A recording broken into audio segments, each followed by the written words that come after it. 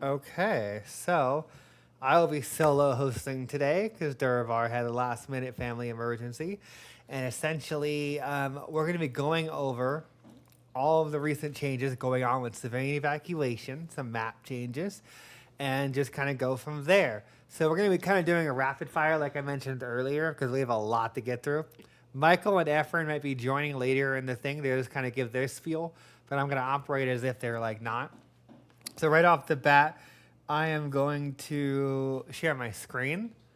And we're going to load into one of the new maps that Efren's going to be working on going into this week called Dead Passage. That is basically Angel Island that's been turned into a standalone map. He is currently in the process of finishing up the Calypso and the Iron Wake adjustments based off of the feedback and the bug reports you guys have been giving to him. I think he has a little bit more, like a day or so to basically get to that to a point where he's happy going into Monday, Tuesday. And then at that point, he'll be transitioning over to Dead Passage to get that situated, get it groovy, get it working, get it functional.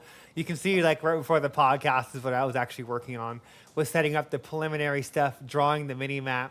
He has to kind of go in here and, like, adjust the actual water splines and do all the level designer stuff. And just kind of do like an audit pass for collision, navigation, pathfinding, the whole 9 yards. So it's something he's going to be kind of going through this week alongside just the other edits. Because if I bring up Iron Wake, which was the other map that we released on experimental last week, which was Presidio from Legacy, which was I guess you can say it was refined, essentially. You'll notice that in the version that's going to be coming out next week, it has some improvements in terms of the area and the deco over here. So if I load in over here and move over, you'll see that this area got a retooling, repurposing look. He's still going through and doing like the trees and the street lights and the cars and doing the environmental passes over the legacy version, bringing it up to modern standards, making sure that they accommodate the movement in the gameplay, making sure that all the new object types in the game are properly removable via the landscape tool, and that the Juggernaut and everyone else can Kool-Aid Man through the objects and just be able to do their thing, adding in new socks, just to give more meaningful gameplay in terms of some of the areas here and there. This is one of the new areas that got repurposed and improved from Legacy. The other ones is over here. This area is currently in the process of still being retrofitted. It's slowly but surely getting there. There's still some little things he's still doing, and he's still doing like the small little window dressing and kind of decorating these neighborhoods and just filling in the baseball stadium and all the small micro detail. So essentially, you can see that this map is, fully functional, and we'll get into the civilian evac stuff in a second, so I'm not going to talk about that just that quickly. But yeah, this is the other one he's working on. As you guys know, the third one's Calypso. That one's pretty stable. There's some oddities here and there, but we're hunting them down as we run into them. So just keep aware of that. That's kind of the update from a map standpoint in terms of what's going on. So then that way you'll have these 3 maps that are coming in. They're finalized, they're working, they're sexy, they're more gameplay. And then by next Friday-ish, the idea would be he's going to be transitioning fully over to San Francisco North and start working into a standpoint of like, okay, great. We've given them like 4 or 5 maps to play with. Now we need to go dig in for the next quarter and the entirety of Q2 to basically the end of Q1 plus the beginning of Q2 to basically like get San Francisco North playable and get that Oakland Bay Bridge situated, and then just start getting it to a point where we can add an opt-in so you guys can basically play test that earlier and flip the starting location from Treasure Island to San Francisco North. But that's going to come with a disclaimer, because the vast majority of the city is going to be untextured, but it's still going to be like, I think it's like 4 to 5 times the size of Treasure Island and Angel Island put together. So it's still going to be like a monstrosity to play in. So there's a trade-off there. And then the idea is that if you opt into that, you'll be able to play it, you'll be able to give feedback, you'll be able to let us know it feels good as it's populated and filled in. I'll already say the TLDRs, there's going to be save and load issues on that map while it's still in active development over the course of the month as sections are changed and improved and tweaked and X, Y, and Z. So just keep in mind that. I'm just going to really, really briefly show it just for the people that are new.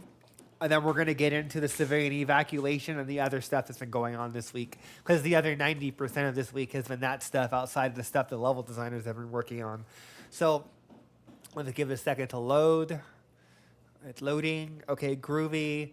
So it's streaming in the assets. Basically, I'm talking about this bridge and this area. Where the idea would be is that after next Friday, he's going to start working on this area and get this to be the main playable area. And then just set up, like, you know, the carrier to be somewhere over here, which is where it's supposed to be chronologically. And then you're sailing into the bay to basically take control of the city, island, the bay area, per se.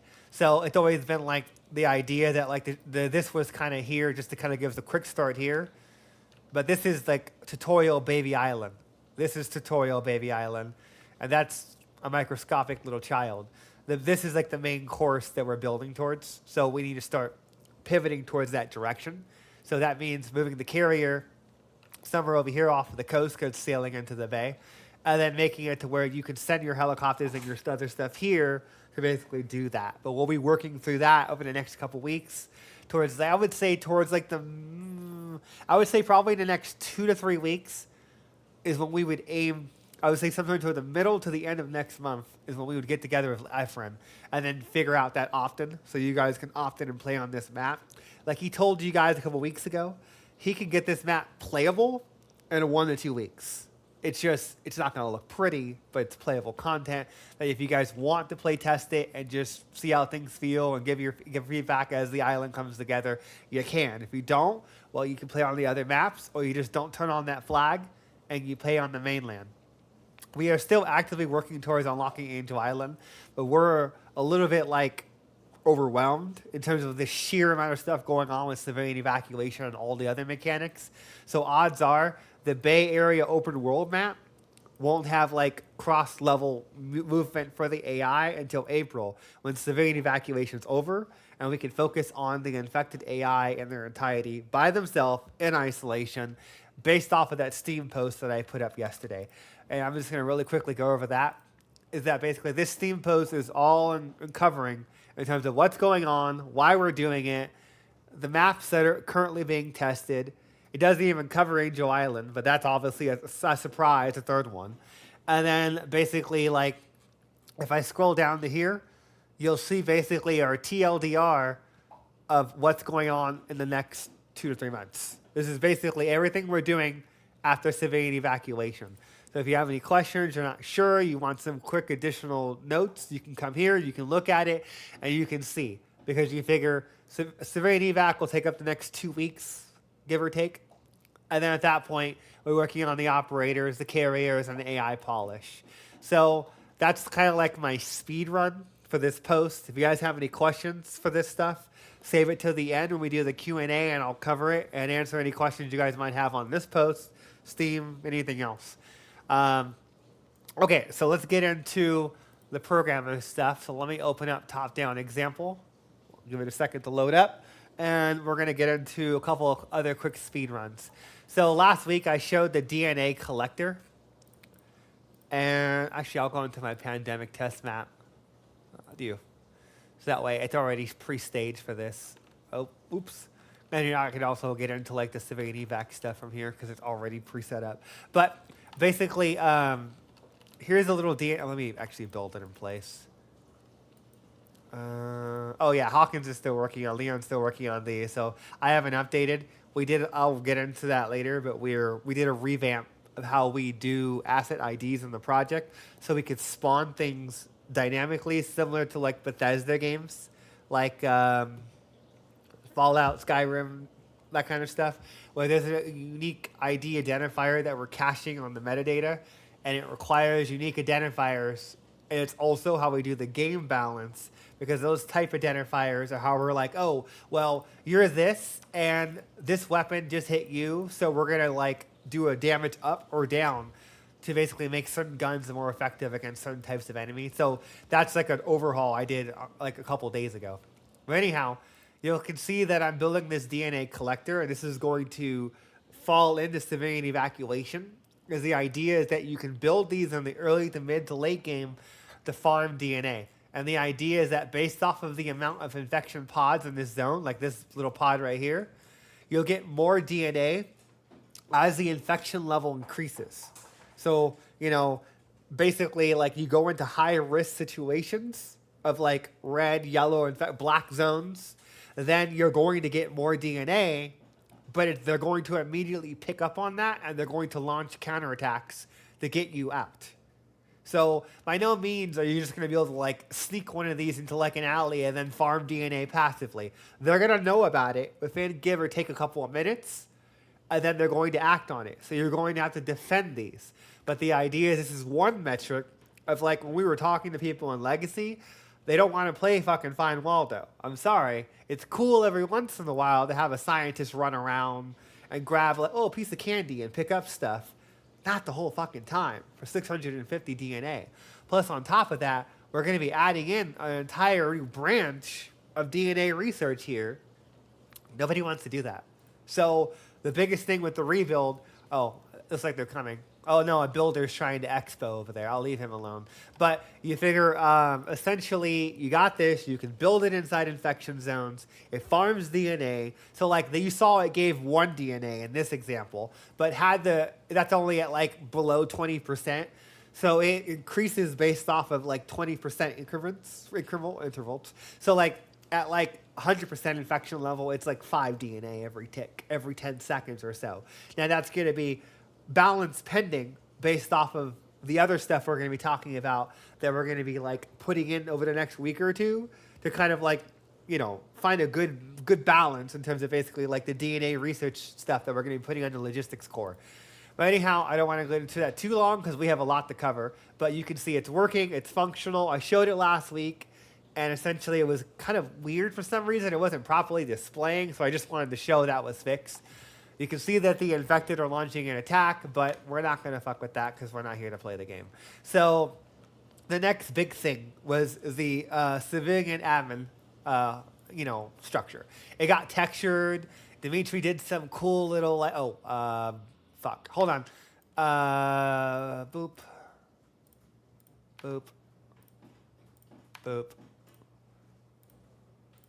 See you in hell. Am I missing anything? I can move you because that's going to look ghetto. We'll just move you over there. It'll just look like I don't know how to build to save my life.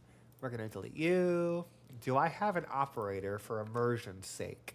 So that way I can actually possess little Timmy, and it'll be easier to show it from a third person and RTS perspective.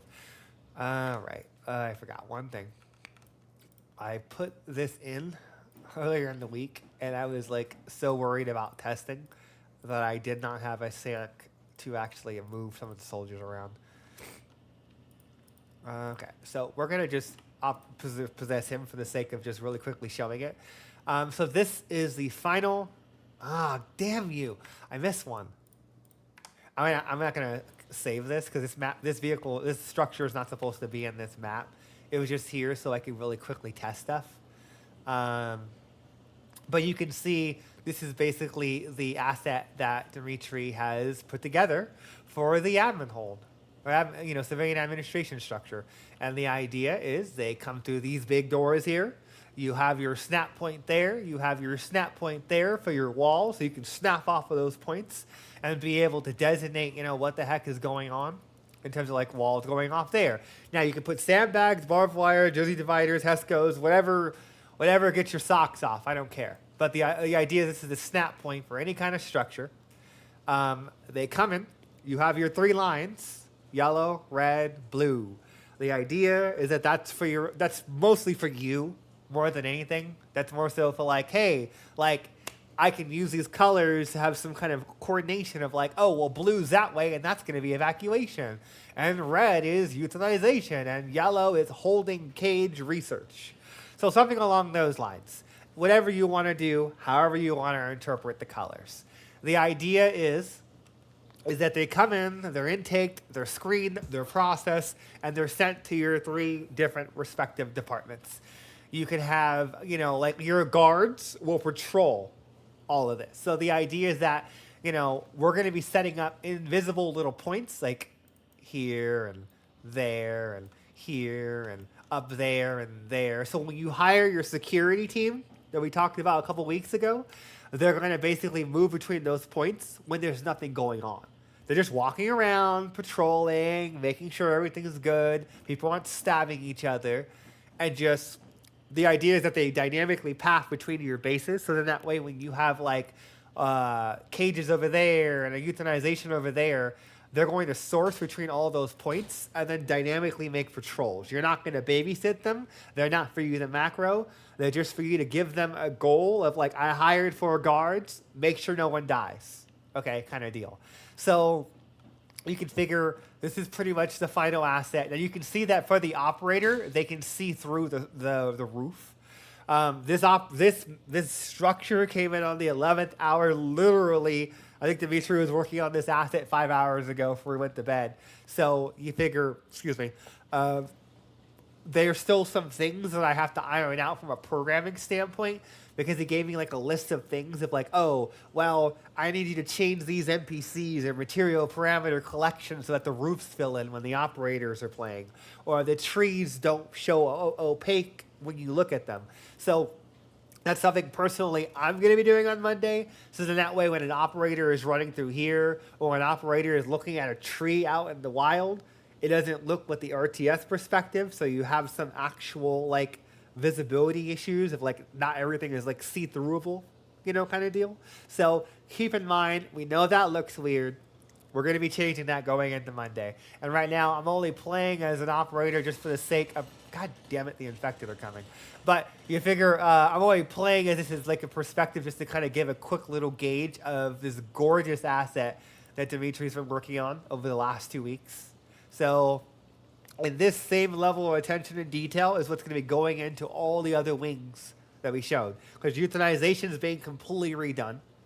The only assets that are staying exactly how they were in Legacy were the small holding cell, the large holding cell, and the cages. Euthanization is being redone.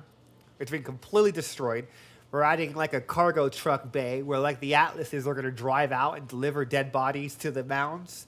So the mounds are new assets, the euthanization tents are new assets, and the security center is a new asset. So those 3 new things are being worked on as we speak, going into next week. So you might see some dirty prototype assets, kind of like how for the last like week or so we had this asset and it was untextured, it was empty, it was devoid of life, but it allowed us to establish blocking from a programming standpoint and just to kind of figure out like how we were going to get the AI to pathfind through this, because like you figure like they know how to pathfind through this structure. And that was something that I was working on. Oh, you know what? I got to rebuild the navigation. If I fuck it. So this map is small enough where it won't be that big of a deal. Some of the other maps can take like 10, 20 minutes for like open world and like Half Moon Bay. Like you literally leave, come back, and that's how long it takes to rebuild navigation in the entire map. So I'll let that build in a second just so I can demonstrate that to show that like that's some of the other like R&D time that went into blocking out these assets and just getting them situated. And while I'm filling the air, you're going to notice there's a whiteboard up there, or rather a like display screen. Yes, you're going to be able to write stuff on it, and that's pretty much just for you, for your heart's content. So you can just write some quick little like message there. You can write information to other players, whatever you want to do. You'll be able to click on that, and you'll be able to like designate something. So you figure while that builds, let me check my quick list so we can, we're going to segue into the intake stuff actually is what we'll do. So if this is going to build fast enough, is it just not going to build? Is it going to just take a dynasty because I have bad luck? I might have to just crash it and pick it up later. I knew I shouldn't have built on this map. It's probably because I'm streaming too. Okay, well, if it doesn't finish in the next like 20 seconds, I'm just going to crash it and we're going to move on. This is always the worry with doing things live, is that it's live. So sometimes a designer might go in and change something, or it doesn't get rebuilt on time, and then I have to like build it live. Oh wait, mouse is twitching. We're getting movement. Okay, you know what? I'm just gonna crash it because you figure we don't have time for this. We are on a very fixed time schedule in terms of the amount of stuff I have to cover today. So we're gonna just give that a second. It's loading up. Can we load faster, please? And it is that. Yeah, there we go. And then let's move that up. And then we're gonna load back into that map. And we're just going to ignore the pathfinding issues because I don't have the time to rebuild navigation to demonstrate that. So we are in, and now we're going to load back in, and I'm going to show some of the other stuff that we've been working on. So if I click on this hold, you're going to notice that the actual window pops up for the reputation in that zone and the management for that zone. But the other thing we did over the course of this week was bring in that for legacy, for how you can click on zones to manage them. And you'd be able to, like, you know, tell it a quick moment glance, oh, that's B, that's A, you know, that's C. And the idea is that, like, okay, let's say, for instance, that the infection, I'm going to bring up my debugging tool so I can see where Chelsea goes. So let's, unpause the game would probably help. Let's see. So where is she? She just spawned. There she is. She's going to go to, come on. Which zone are you picking? Okay, you went to A. So let's say, in this case, she went to A. So if I click on A, and I knew that there was an infection in that zone, I can declare martial law. And what martial law allows you to do is it basically curbs the level of infection in that zone severely. But people are going to hate your guts. So the idea is that you have to kind of use this with discretion. So if you're stretched thin, there's a new, like, I can't tell you how many times I've played with people on the public Discord. And essentially, there'd be a situation where, like, we have a breakthrough, and then we have to pull everyone in the back line because there's a huge infestation, and, you know, like, we're stretched thin. We don't have enough pop to go and be everywhere at one time.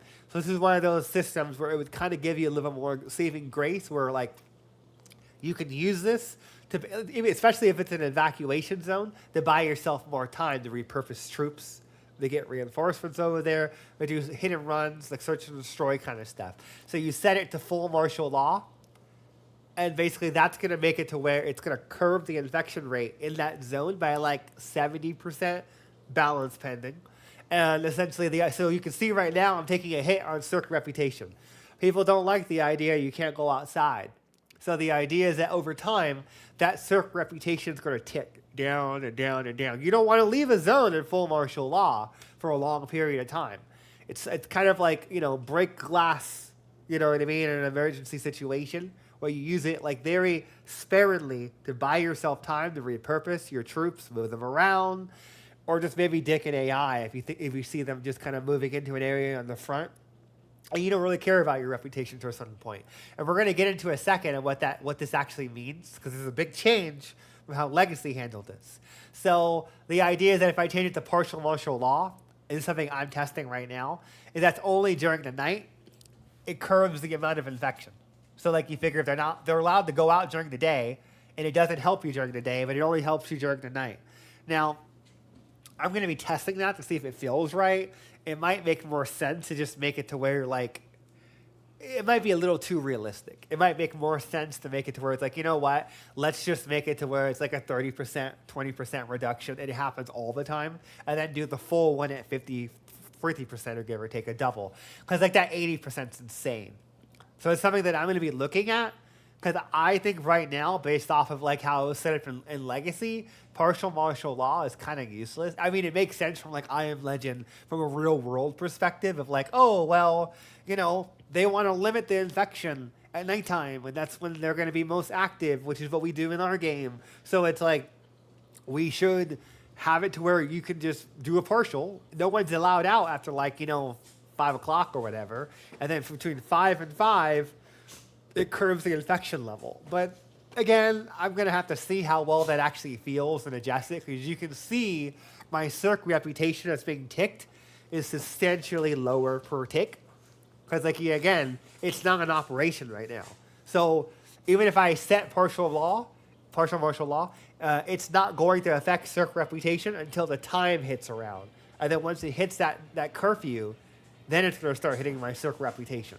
So that's something that I'm not really particularly too attached to. That's something that I'm going to kind of be like maybe leaving in there for the first couple of builds. Play it with people on the public Discord. See what people have to say on the Steams. And then from there, correct it if it just needs to be simplified in terms of like, oh, we'll just make it 20, 30% in terms of just all the time. And then make the other one like 50% or 40%. I'll figure that out in the next couple of weeks because it's going to be another week or so until this is put in everyone else's hands. Now, the next mechanic system that we've been working on is the evacuation targets. So in Legacy, in the first versions of it, we had it to where you had to go to each thing. You had to have like a goddamn Rubik's Cube or like an indexer. You're like, well, I want to evacuate everyone in B to C. Yeah. But wait, now I have to go here, and then I gotta do that, and then like we had that thing where it was like, oh, A is going to C, you know, and C is hold on, B is going to C. Yeah, okay. So I see a bug, so cool. Another reason why this isn't out yet is that this one should have updated and it should have said, that's weird. Yeah, that's really weird. Oh no, that's right. Because technically it has it selected, and you are the yeah, okay, never mind, that's right. So you figure in this case, I'm evacuating everyone from B to A, and that's not very fun to do. That if you have like 10, 20 zones, that's horrible. So one of the other things that we did in Legacy towards the end was we made so you can click this, and then we added an eyedropper tool, kind of like in Photoshop. So the idea would be is you can click the zone that you want them to go to, and then you click however many zones. And then the idea is that, like, you know, now this zone is going to C, and that zone is going to C, and that way you could do mass exoduses. So you could be like, oh, everyone in A is going to D, and then D is going to E, and then E is going to F, whatever you want to do, whatever rocks your socks off in terms of however you want to do your flow. And then the other thing is that, like, there's no overpopulation right now. So the idea is, like, you figure these structures are all limited to like 100. So these people aren't going to physically move until there's free space. So that would mean that I would have to go over here and purge, and purge, and purge, and purge, and purge. But the only problem would be is that they're going to be going into these buildings and they're being killed. Because they're essentially, it's a chain. But like they're like, oh, we're going to B and A, and then they show up at these empty buildings and they get shot. So in this case, I'd have to turn this off to allow them to come over. It will allow these people to die, because right now they're being purged. And you can see that Derek did a little snazzy effect down here at the bottom right where it flashes red every time there's a tick update on the server. So that way you can see that it's changing. And then you can see it automatically turns off its purge status when it reaches 0 occupancy. We were also setting up the multiplayer code and all the other fun stuff and setting up the icons last week or so because there were some issues with some of the stuff that I showed off in the build report. What was it? The daily updates blog where the offsets were fucked up and they were rotating 90 degrees, and it was because there was some issues with translation from Legacy and some different coding standards that we did to just make it more like dynamic. So you can see this one, I'm going to resend that order. There's no one else being purged. Great. So now let's move everyone in those zones. So you come over and you come over. And the idea is that, come on, can you leave me alone? Mother fuck. So you can see there, see how it's being filled in? Those people are basically simulatedly coming over, per se. Hold on. Can you? No, run away.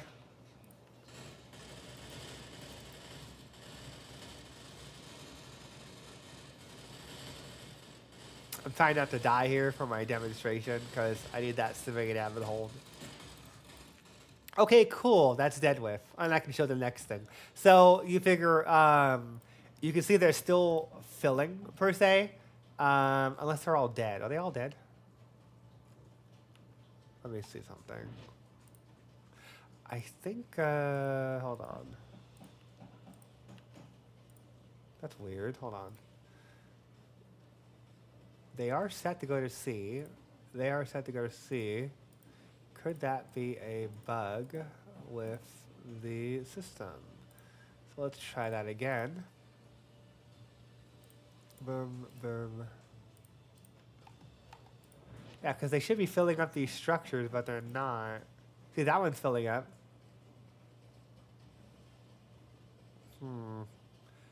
Looks like there might be a bug going on with the movement. Yeah, there's definitely a bug going on because it's not going up. So the populations aren't properly transferring. Let me see. What is that number? Let's see. This one over here is not infected. They are going down, but where are they going? Hold on. Unless I'm retarded, and they're going into another structure that I don't see. Yeah, they're going into an empty black box. Bug. Okay, well, this is another thing. It's this is all active in development. This was all worked on literally last night. So again, there's a reason why it's not released yet. There's something going on with the map that was changed last night because this shouldn't be happening. That is very awkward. So here, let me do something real fast. I'm going to play in the map again. And then I'm just going to purge one building for the sake of a quick little test for my sanity. And then I'm going to slow-mo 20. Let everyone die. And then move over the people from another zone. I just want to know this because I'm going to be literally taking this recording and working on this bug. Oh, my God. I'm about to, like, make a console command that just forcibly kills all the infected on the map. Because we had that in Legacy, and we haven't recreated it in the rebuild. Okay. I wonder if it's a bug related to the purge state, where because I think they might be in a perpetual purge state, even if that's turning off, I wonder. Let's just see what happens. Or it could be just because I started it while it was purging, and we haven't tested that series of events enough. Okay, you're all dead now? Slow-mo 20? Okay, you're all dead now. Good talk. So now we're going to not... Okay, you're clean. So we're going to move those guys over. Yeah, it's moving now. Let's see if it breaks eventually. See, yeah, what the fuck? Huh, game design. So something happened there, some unfortunate series of events to where I'm going to have to repose that going into Monday. But you can see in this example, everyone in this building was killed. And then essentially I told everyone in Zone A to come to this building. And then now they're transferring over based off of a tick rate of like occupancy. The other thing that we did going into like, I did a poll because I was like curious, like how many people even know about this system? Because it's kind of like obscure. Let me just bring up this poll real fast on Discord that I did. Hold on. Oh my God, Discord, are you doing that privacy thing again? Hold on. Discord keeps hiding my thing because of streamer mode. Hide Discord from capture window. Fuck off. So here we go. So we did a poll. Just so I was curious just how many people actually even knew about the occupancy system. And me and Derek were like, holy shit, that's a high amount. So him and I are looking into a better way of making it more obvious about the occupancy mode. That's something that we're going to be talking about winters for. But the idea is that if you go over here and you toggle this, it shows you basically the level of density of population left on the map. So you can make tactical decisions at a moment glance in terms of where you need to prioritize your evacuations and where you need to basically exert more power. Because like you figure if it's a lot of greens, that means it's full pop. Yellow, mid pop, red, everybody's dead. So the idea is that you could, like, without even having to look around the map and read all the infection levels, you could turn this view mode on, and you can instantly tell, like, okay, this is where I need to focus my efforts. Like, you know, this is where I need to evacuate more because the infection level is low. A lot of people live here. Let's go over there and put up in a civilian evacuation camp or whatever.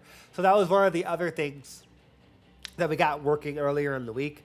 And then we got the DNA visuals toggling for those cinematic artists on the Discord or just on Steam. I like to take those like nice pictures. So we did get that in. So then that way you can toggle that just like you did in Legacy, and it just gives you a little more control. You'll also notice that I rearranged visual options in ROE based off of just how it was in Legacy, and just generally just kind of modernizing and changing some of the descriptions based off of stuff I was talking to with people on Steam. So you'll notice that like a lot of the visual options were flagged over the visual. They were taken out of ROE. And you can get, for people that don't know, you can get here by going to the gear icon or pressing P on your keyboard. And then you can basically like, see all this cool stuff and be able to like adjust the zone borders and turret UI and all the other stuff. And there'll be more stuff coming in on this menu over time, especially as people give us suggestions or whatever. Like, oh, I like to turn this off or turn this on or whatever. So that sums up those two elements of what we got in. Let me go ahead and check my notes, and we're going to move into the other civilian evacuation stuff. So, I don't have any trees here, but I'll just briefly mention it. Is that there was a visibility issue in the in the builds where trees would stop being clearable. Rather, they would stop highlighting once you got to a certain vertical height. So Dimitri reworked the shader a little bit. So as of the next experimental patch sometime next week, when you zoom out and you go to use the bulldozer tool, you should still see the tree glowing and showing visibly at higher altitudes. So that was fixed, and that's a visual bug that was fixed. Technically, it would have still removed the tree. It was just that there was some kind of weird mismatch with the shaders. Let's see, got that. Occupancy mode. Intake. We'll go over that. Zone I drop for a DNA collector, initial law. Select target, civilian admin, weapon balancing. Okay, we'll go into the, let's see, is it intake? Yeah, we'll go into the intake bus. Let's do that. So you figure one of the last things that we were working on this morning was the intake bus. So I need to go to the other map so it's not as chaotic. And I can briefly show that and some of the stuff that Derek was working on. So if I can remember which way is up, there we go. And then let me just bring this up so I can monitor YouTube. And I'm gonna, oh yeah, you can see it right there. So let's play in the map. And then you can see the little bus here that Derek's been working on and just kind of getting it all situated. Yeah, you can control it right now. In the final version, you're not gonna be able to control it. It's too much micromanagement because these things are meant to be autonomous, but he was just putting it in there because him and Dimitri are working back and forth in terms of figuring out the acceleration that it needs and the engine power that it needs to do its job correctly. And then there's obviously different things that are going to, this is because Hawkins was putting assets into the map and the navigation wasn't properly rebuilt for it. So they were like, he's testing the stuff we were talking about earlier and making unique dev names so we can spawn objects in dynamically. So ignore the error messages. I didn't have the time to update for the podcast. But essentially, they've been kind of working on this kind of stuff and making sure the bus actually has like the actual ability to get up these kind of inclines and working on the pathfinding and just kind of tweaking whatever needs to be adjusted because like this is a failure state right there. So they're working on, because the evac bus brings a whole new range of issues in terms of like how large it is and everything else. So we're like going up inclines like this is going to be a royal bitch. And just figuring out like the engine settings and everything else and how does it handle it. So they're working on this stuff, figuring out the actual like velocity and like that is adorable. So yeah, let me just stop doing that because obviously this is a failure state. Literally, I saw them talking about this earlier and I was curious to try it out myself. But essentially, you can see the 128 number is basically how many civilians are going to be fit into this bus. These buses are going to basically be going out from these deep. Oh, I deleted the depot. Fuck. Yeah, I didn't save the map, so I can go back to it. So you can see this depot is going to basically be like he just set up the name and set up the metadata. I don't think it's built yet, is it? No, it is built. It hasn't been balanced yet, so it still has 100 health, which is the default health. Every unit initializes that to it's balanced. So the idea is like, this is going to be your garage. You place it down in a zone, and people show up at that garage. So the idea is that like you have a red zone, a green zone, or whatever zone, a black zone. You build that there. You secure this zone. This is your hardened point that all the civilians in that zone are going to show up at. So based off of the zone settings, you're going to be able to like set, people in this zone, go on foot, go buses, go both. which basically means get out of the zone by any means necessary. So when you set those cross-zone movements that I showed you guys like 10 minutes ago, you're going to essentially set one of those options. By default, it's both. And obviously, if you build the buses, you're going to be getting a lot more range, and it's going to speed things up by about 3 to 5 times. Because you can get, like, I think it was like 12 buses you got in Legacy. And between those 12 buses, you're able to transport a good 1,000 people easy. So it was way faster. You do the virtualization, you do the buses, and it kept a flow. And the idea is that at that point, you can basically build these depots and then continually be shuffling people back through your back line or shuffling them from one zone to the other zone. Now, the only other thing that I would say is a big change that we're doing in the rebuild, I don't think it was put in time. No, it wasn't. But the idea is that there's going to be an intermediate like marker in zones that you can place. So the idea would be like, let's say this depot is assigned to go to this neighborhood over here. Well, it's going to cross into the zone, and then everyone's going to get out, and then they're going to run to the homes that they were predispositioned to. But the buses are going to move into this free space. The buses are going to just sit here and loiter as a security problem. It's going to wait at the bus depot. It's going to reserve the slots in these buildings of wherever they're going to. So if you're moving people from A to B to C to D, and there's no physical, like you're not evacuating in those zones, and you're just denying Chelsea resources, like it's a Congo line where you're moving from A to B or A to C, you could do that. But the buses are only going to move when they get the go code. When the building calls in and it's like, yeah, we have room for 100 people, bring them over. And the idea is it's going to basically like match the building. So it's going to know there's 50 here, there's 40 there, there's 30 there, whatever the occupancy of that bus is. So then that way they come over, they stop in the zone, they drop off everyone, magic school bus level, and then they go back to the depot to wait for their next load. You'll have to deconstruct and move the bus depots around as the war effort changes, as populations cycle, but that's up to you. That's the logistics side of like going into the building occupancy window and being like, is it worth the investment to build bus stations here, or just let them come virtually and focus on the main parts of the city where there's 20,000, 30,000, 40,000 people, and they're like, you know, exactly where Chelsea is going to be amassing the vast majority of her biomass, because we put in that currency system last week. So that currency system means that Chelsea is now going to be using that biomass currency to build her armies, which means you can starve her out over the course of hours, days, however long your campaign is. So that way it gives you another tactical option in your utility belt, per se, of evacuating and trying to take over the map. So yeah, that's that in a nutshell in terms of that. We're going to be putting in that asset sometime around Monday is when we're aiming. Monday, Tuesday is when we're aiming to get the buses to a point where they're working, they're delivering, they're picking up. And then add that waypoint, because you figure we're going to be adding in like a little structure, because you can see, there's a new section called Civilian Administration, and you go there and you're going to have all of your structures that you can build for the Civilian Administration. The, you know, like interactions of civilians on the map in any shape, manner, or form are going to be going into this section. And the idea is that you're going to have another structure here, kind of operates like the Fallout 4 doormat, where the idea would be is that, let's say, for instance, you want to like say, oh, well, that's great. You want to go to this building. I don't give a shit. You're going to go here. You're going to drop everyone off at that zone, and then everyone's going to walk in an orderly fashion to the buildings. So you could build a couple of those, and then the idea is they'll just rotate between them dynamically based off of like whatever's closest. So that way you can have some level of control when they're dropping off civilians from one zone to the other. But in the example that was demonstrated to me when I was playing with people on a public Discord, is they were saying, well, what if I don't want the buses to just show up right here and dump everyone else like off? Because that's what would happen in Legacy, and you had no control over that.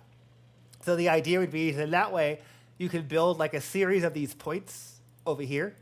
And then you could be like, oh, well, this is the embarkation? No, embarkation. Yeah, this is basically your, I don't know the technical term, but basically like an area where you can stage. So your buses are known, drive into this little parking lot with these little fence perimeter, with these guard towers, drop everyone off at those 6 or 8 or 4 or 3 markers, and then go back to wherever you came from.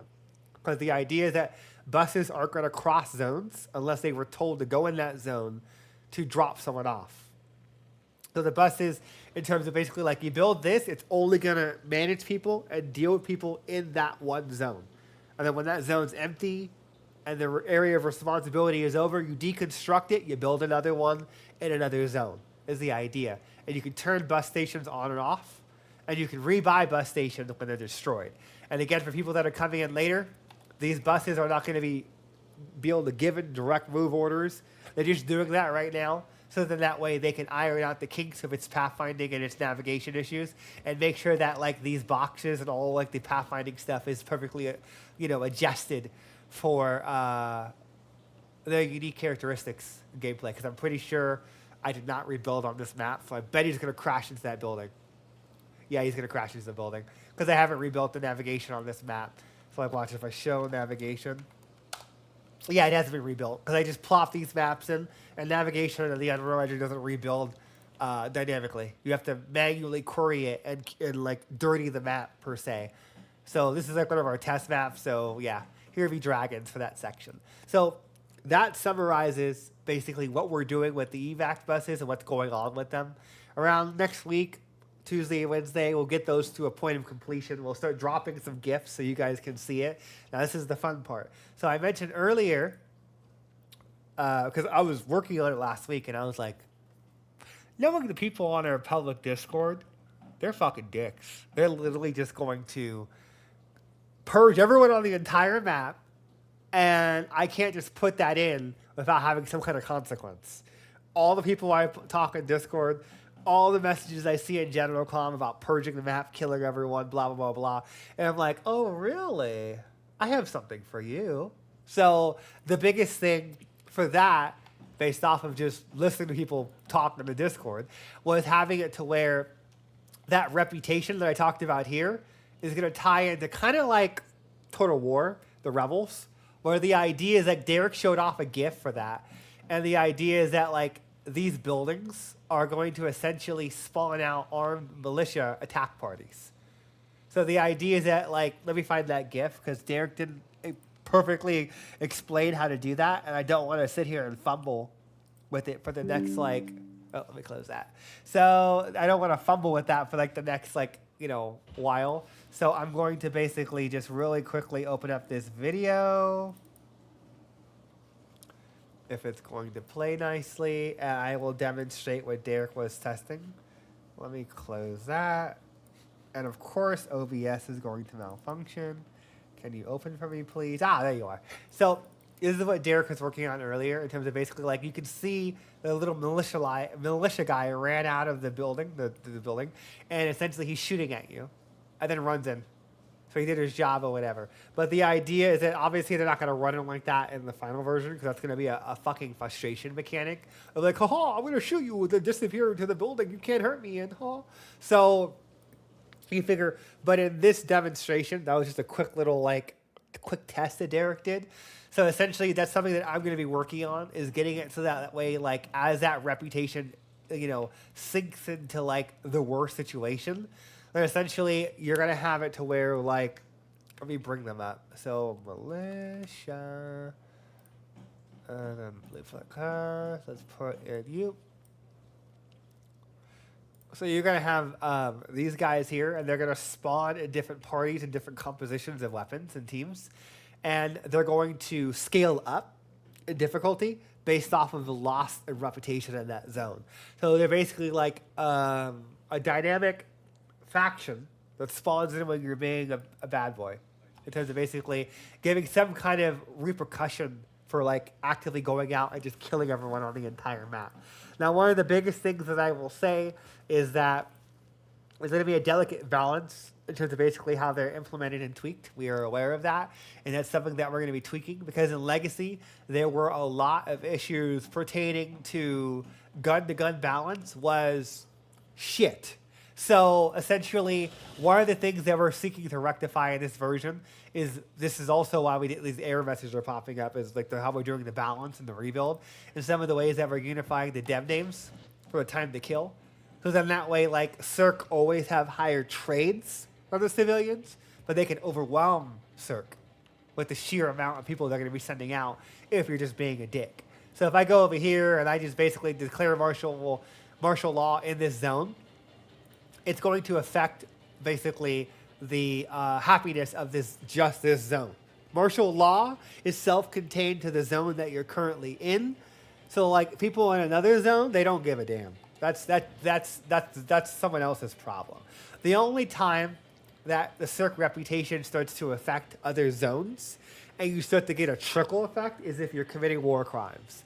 If you're going out and you're purging entire buildings, you're going out and you're just shooting civilians on the spot, that's going to have a trickle effect. That's going to have the greatest impact to your reputation in terms of making it to where these groups are going to hate your guts. And they can send up to like 40 or 50 guys to raid your compounds, is the idea. So kind of like how the infection work, where they pick a random base, that's the weakest, that's the strongest. They're going to raid all your bases, and this is why I've been going on and on and on and on about the faction manager and all the time that we put into that over the last 6 to 8 months with the horde mode and the pandemic stuff, is making it to where I've been working behind the scenes to repurpose that, expand it in some cases, and make it to where it will facilitate the civilian faction. So then that way I can take the core tenets of how the infection faction operate in terms of how they attack and direct that towards CERC bases. So that way this guy over here, sometime next week, is what I'm going to be working on. That's my initiative, is making it to where like they're going to drop out of this building and they're going to form up in a squad and then they're going to attack these structures and just go on a hit and run. So if you're being a dick, that's your consequence for being a dick. Everywhere you go, every time you're running down the neighborhood, every street, there's a random chance that little Gene here is going to show up with some, RPGs, some M4s, some shotguns, some M14s, and just basically pin you down. Me and Michael are currently working on the balance because we're going to be giving them civilian versions of guns.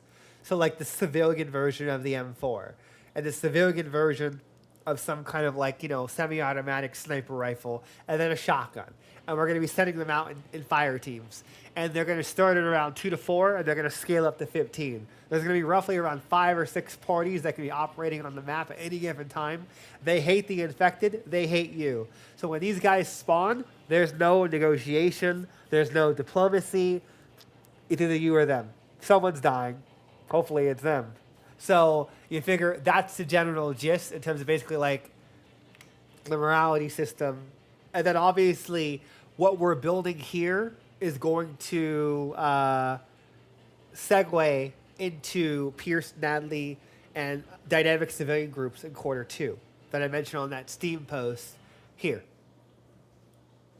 So we're setting up, I'm setting up some of the foundation, moving things around, tightening it up, making sure all the faction stuff is working well and it's scalable. We're not running into any issues because the same AI that runs the infected are running them, just duplicated, and different thought process, different execution flow in terms of basically how they perceive the world and what are their priorities, what do they care about. In their case, it's killing you. But obviously you'll have more complicated groups in the future that would be a little more nuanced here and there. So that kind of sums up what we're working on with this guy. And you can see that, like, if I go over here and I spawn in, he kind of rolls different assets. We're going to need to basically kind of get more unique assets made over the course of time. Because essentially, like, we need to make it to where there's, like, I've talked to Michael about this in the past, and we need to get it to a point of probably around, like, 20 to 30 civilian meshes. When there's an indie team, it's just bite-sized chunks. Because Michael's all over the place. In terms of basically, like, now Leon's come over. He's been helping on the balance. That's been a godsend. I think Michael thanks him every single day that he talks to him. In terms of basically just kind of getting that situated. And that's freed up some time for basically Michael to work on, like, okay, we need to get in the unique assets. Let me see if I can find it. He didn't have the time to fix it. I absolutely detested the outfit that he did. But I'll just show an early version of it. It's like, this is some of the assets that he's been working on. Again, I hate the text. I don't know why he put the text in there. But Like I told him, this is one of like the guards that you're gonna be able to hire at the civilian evacuation camp for the security center. Like I told him, I'm not particularly in love with this design, and we're kind of going back and forth on making like just an alternate version of the assault, which is like something like this, where it's like something like that is what I'm kind of directing him towards right now, or like something like this. Hold on. Wait, why is the picture not loading? Do you just hate me? Okay, hold on. Copy image. Does that work? No, that's not going to work. That is so annoying. It's like an embedded image into the thing, but it doesn't actually scroll. Well, we were looking at this website, but I guess it does not like me. So here, let me see if that works. Yeah, that worked. Okay, let me copy that. So we're kind of regrouping right now because, like I told them, I don't really like this design too much. So we're pivoting, getting rid of the weird text, getting rid of the weird jumpsuit because I know why he did the orange. The orange was based on the idea that you want to clearly be able to see these units from like a top-down perspective for readability. It's like a silhouette, but it just looks G.I. Joe and cartoony is the problem. And we're trying to get away from G.I. Joe cartoony. That was the whole reason why we redid the assets from Legacy to this version. So we are currently regrouping on that. We're looking at some other CBRN gear, and we're trying to figure out a look for the security group that you're going to have in your civilian evacuation camps. That's going to be like that staff that you hire that we talked about a couple weeks prior. So we'll have something more to show next week. Him and I are going to be going back and forth, I'm sure, over the next couple of days. Because like we're also looking at like some of these articles that we saw. Let me see if I can bring that up. For like some of the newer stuff that the U.S. military is, testing with the Army. So we're going to be experimenting with and just kind of coming up because we need a new design for the scientists that are screening you. And we're going to need a design for like the security guards that are on like in the civilian evacuation thing, because they need to be clearly discernible from your assaults, your heavies, your snipers, so you don't accidentally think you need to be selecting them and moving them. It's bad readability, it's bad game design. So those are things that Michael's working on, above all else, is to figure out what is the new scientist going to look like for the guy that's in the front, that's working, basically the guys that are working at the 5 divisions, which is intake, evacuation, security, research labs, euthanization. So these guys are going to be your guys that are basically just walking around and screening people and increasing their efficiency. And then we're also looking at whatever kind of design we want to do for like the security teams that are like some kind of alternate assault per se. So we're looking at that, we're exploring it. It's kind of the process of game design where you kind of just experiment and play around and just kind of look at other games for inspiration, movies, real life, and then you kind of find like, what do you want to do? What's the thing, your design language of what you've established for with your other stuff you've been doing. So let me close that YouTube video. So essentially that's what's going on there. Let me open up my list. What else do we have to cover? Let's see. Got that. Oh, right. Let's bring that up. So the next thing that I want to show really briefly, and the next really big evolution of that is not going to be till the carrier is made movable, is going to be, oh, fuck, that's a lot of structures. I'm going to delete you. I'm going to delete you. I'm going to delete you. Delete you. Play the map. Is one of the other things that we did was this right here. So if I delete those, you get a pop-up. Only the host gets it. And then they can choose if they want to call in another engineer. And if you right-click and cancel, it will basically it'll let you do it again. And it'll wait for you to confirm it. So that way you don't get those soft losses anymore. When you trusted someone with your engineer and they fucked it up, got everyone killed. And then you get to start a game over again. And you're like, oh, great. I guess we're just going to, oh, well, that's awkward. Can you calm down, please, ma'am? Like, Jesus Christ, can you let the man live? Okay, that's awkward. Well, at least I got to show it's working, right, guys? All right, well, that happened. Because, if I call her another, let's see if she guns him down. Because like their vision range is like 6,000. Yeah, okay, can you? Okay, he shot her coming down. That worked out. We're good. So you figure it works. So you lose your engineer in the early game, mid game, late game, you get wiped. You can call him in anywhere on the map. If you call him in on a stupid location, that's on you. So you figure if you call him in, it takes money. It's not free. So if you run out of money, that's on you. You're completely, that's your soft loss. You're done. Restart the game.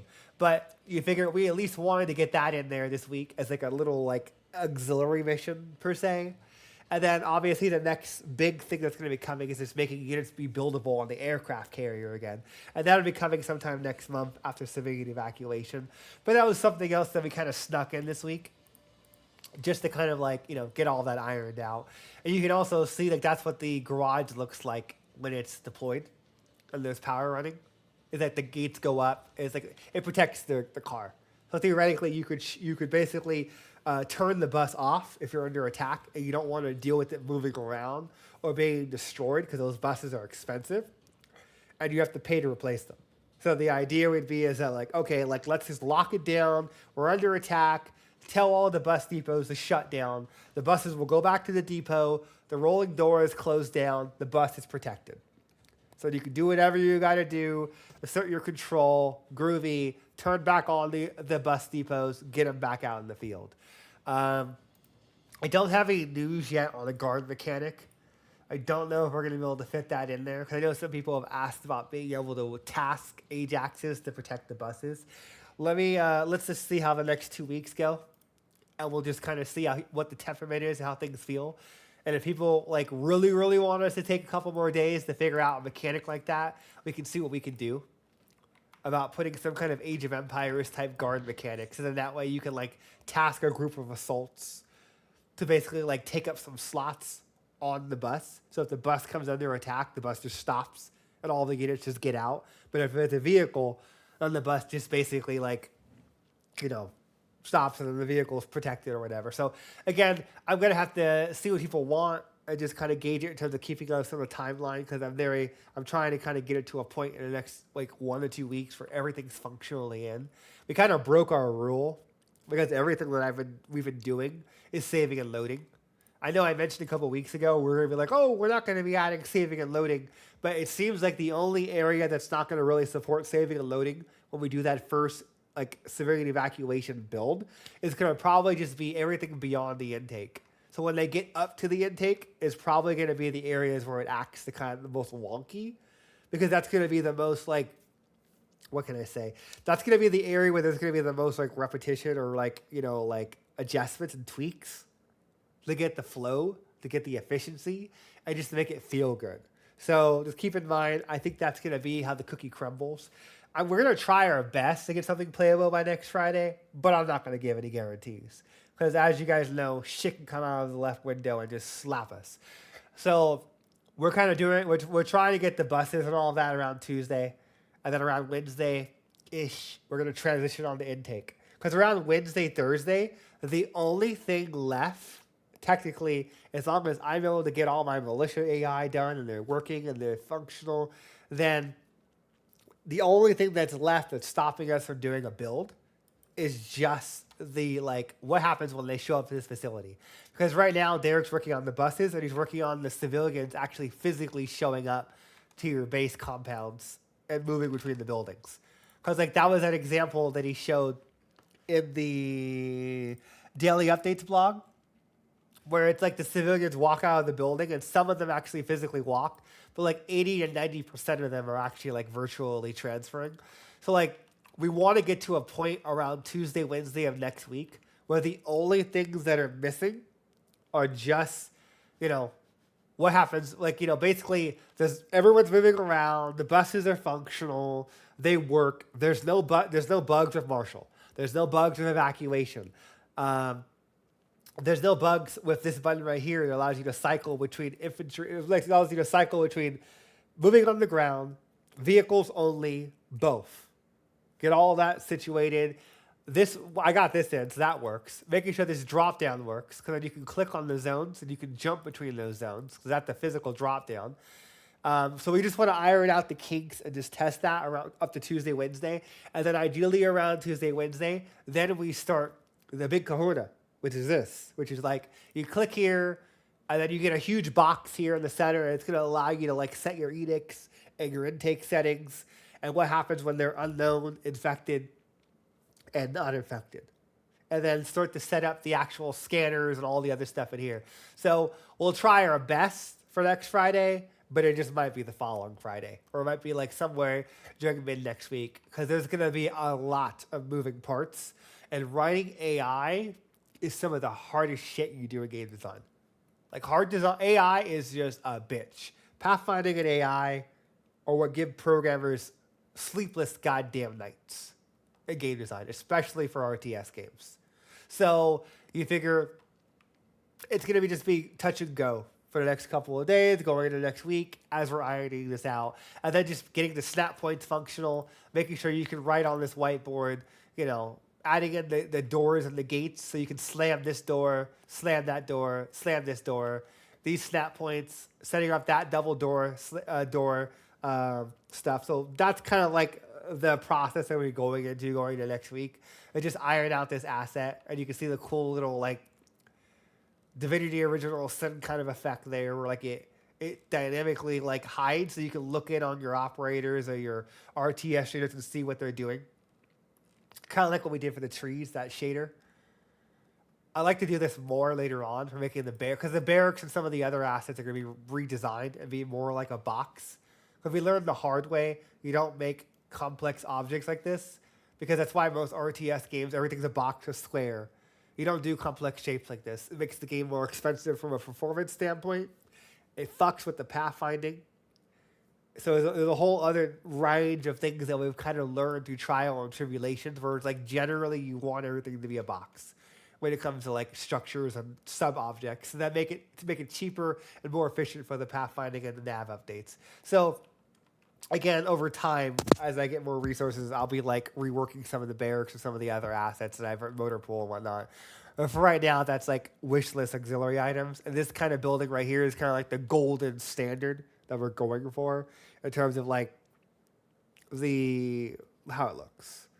Okay, so let me look at my list here and see if there's anything else that I'm missing before we open it up for Q&A. Hold on. So we covered that. Let's see. Yeah. Oh, right. I guess I can go over this. Yeah, okay. We can do that real fast. So I'm going to briefly go over Michael's stuff for the weapons, besides the characters, because he's... Let's see if I can bring that up. That would be... You. While that loads, I'll show... Here's the weapons that Michael has been working on that are coming in sometime next week.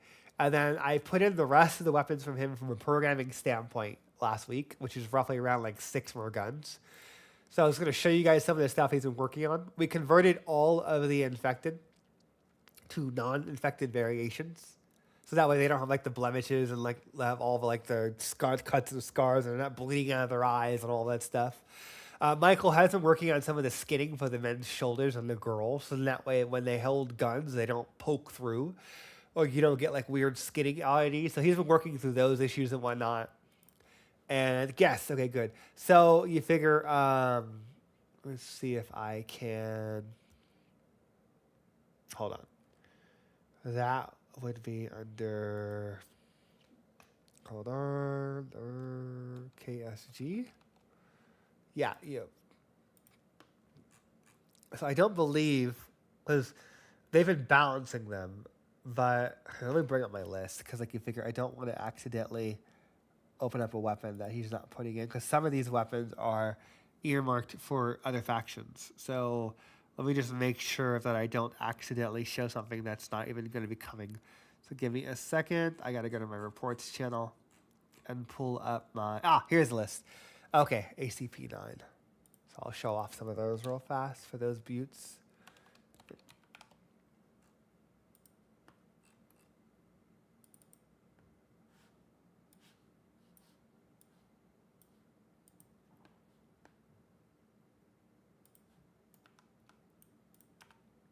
That's not an ACP9. Hold on. Okay. Of course. Let's just do it the old-fashioned way. So here's one of the other SMGs that Michael's working on. And they're currently, I set up all the C++ classes and the data assets, and they're going through and they're balancing them, setting up the attachment, and just getting it to a point where it's playable as one of the final operator SMGs. He's roughly aiming for about 3 weapons for every category as it stands right now. And there is a Barrett 50 cal that I'm going to show in a moment as well.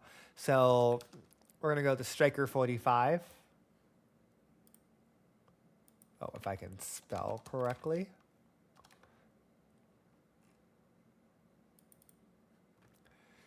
I believe this one is, that's an SMG as well. So there's the Striker 45 SMG. And then the next one is the USP. This is the other weapon that he's working on right now that we got into the engine recently.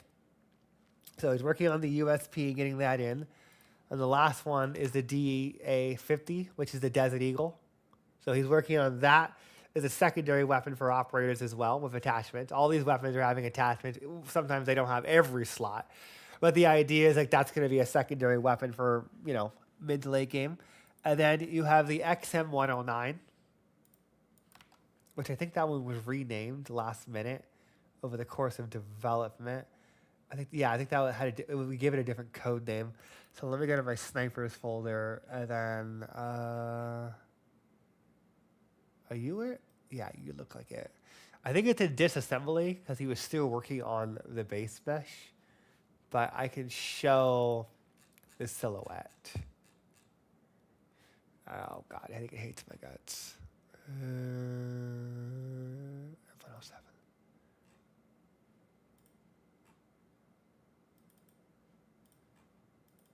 Yeah, here it is. So this is the M107 platform that he's working on. You can see that it's missing the scope and all the other stuff because he's working on just making it so it has attachments. So that'll be like a super weapon that you can get for operators to be juggernaut killers.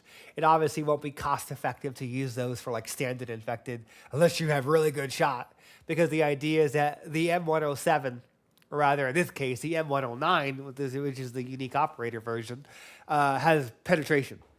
Just like the one that the guard tower uses and that the sniper uses. So the idea is every time you shoot, it'll go through like 3 or 4 guys, but it lowers damage every time it goes through. So you can punch through multiple targets, especially the blow-up guys. So this is like probably your best friend for being a, pop goes the weasel for juggernauts, blow-up guys, spitters, because then you can have your operators sitting up in a building with a scope, just doming people all night. So that's something that's going on there. And then the last LMG that he's working on is the KAC chainsaw, which there isn't a model for that one right now. I think that was a Patreon weapon because someone requested that. Because like every quarter, if you do the weapon tier, you get to pick a weapon that gets put into circulation for everyone that ever plays or buys the game. So our Patreon shows the chainsaw. I'll just show a picture. So they're working on that one right now with the collaboration. So let me see if I can find an image of that. It's basically this. Let me copy and paste that in the edge.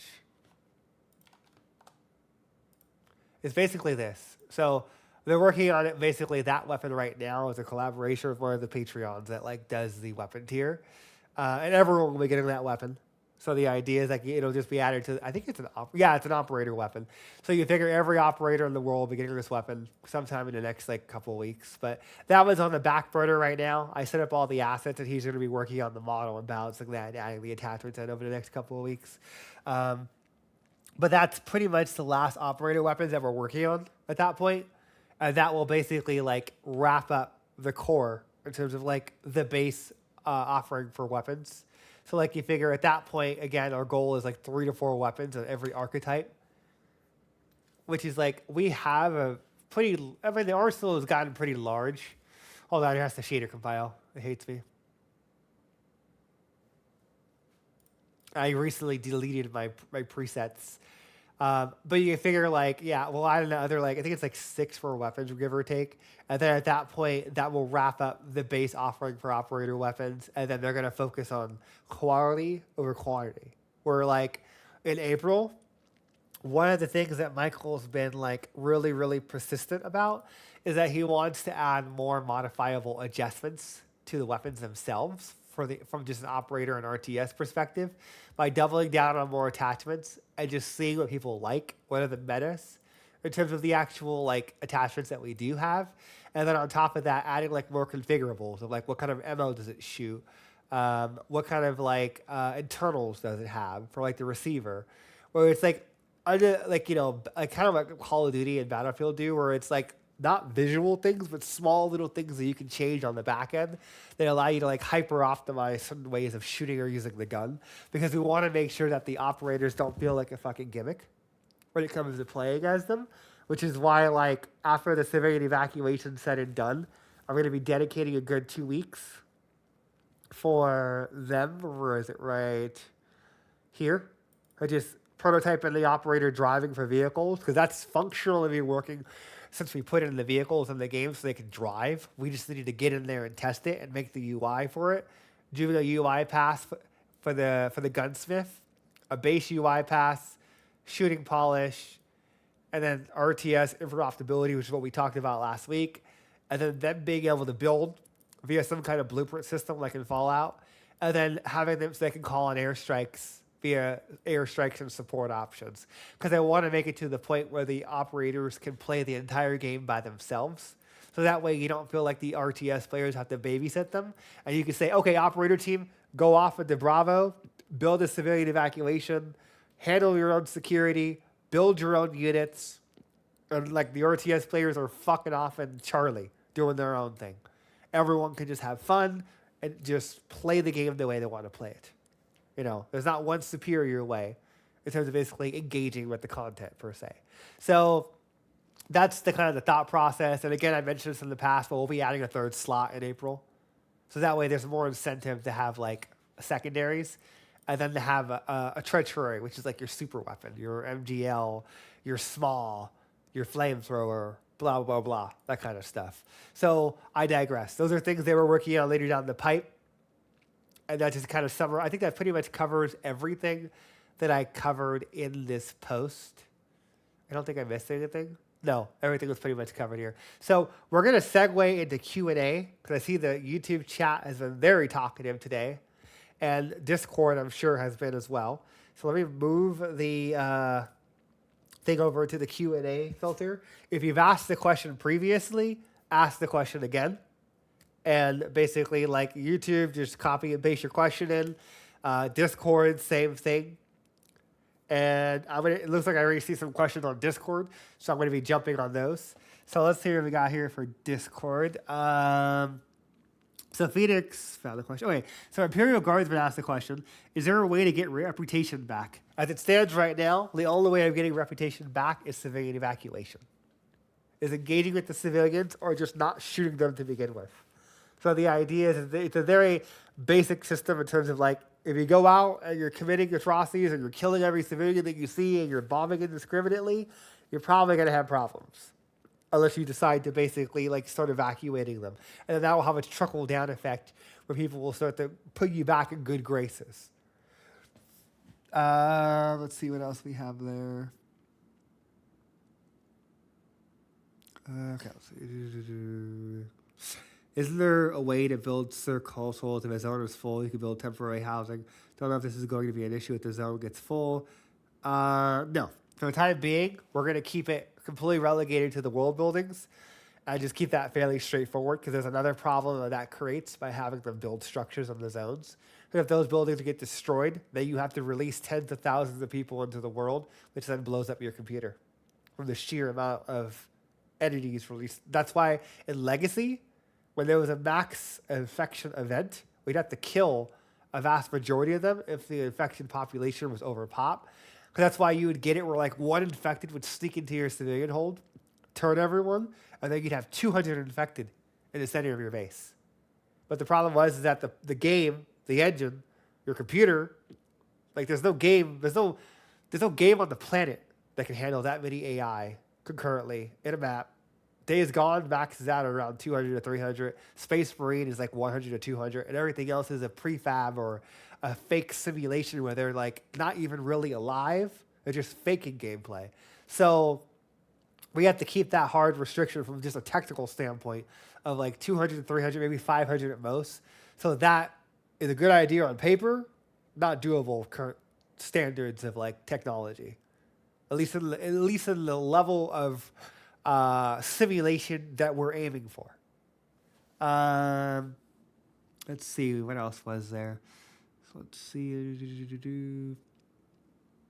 So there's another question here about civilian administration upgrades. Potential upgrades depending on DNA research. Oh shit, I moved that fast. Like auto defense turret grid inside the screening hall with facial recognition scans that can tell who's infected or not. Or example, an auto lockdown protocol that locks down the hall or facility when any infected attacks or a breach. Let me get back to you on that one. That's a good idea, but I need to talk to a couple people about that. When it comes to the turret, that's the whole point of the staff. So let's see how the staff feels. Because the problem is that building wasn't planned for a turret. So there's no place for a turret.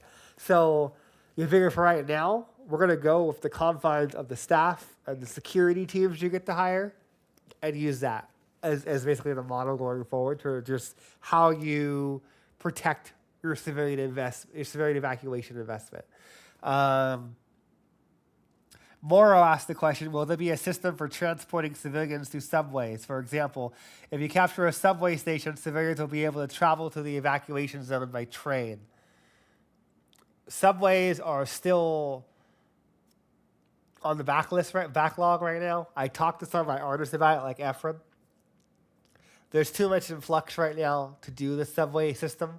It's more of an auxiliary goal they're going to be looking into after civilian evacuation.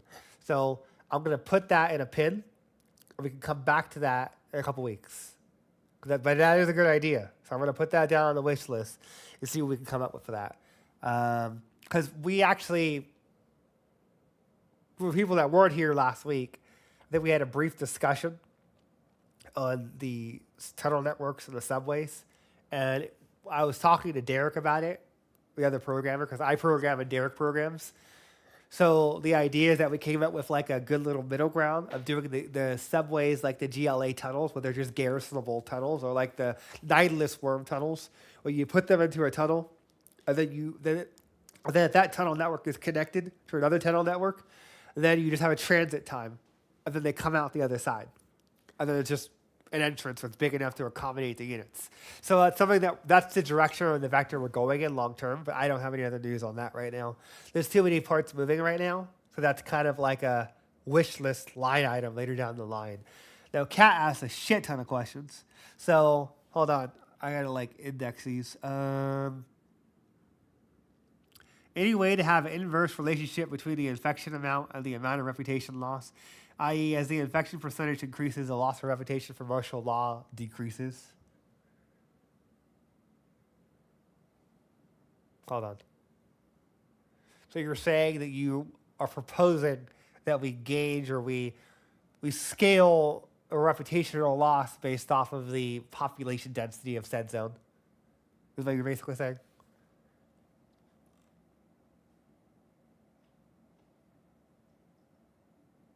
Yeah, I get that.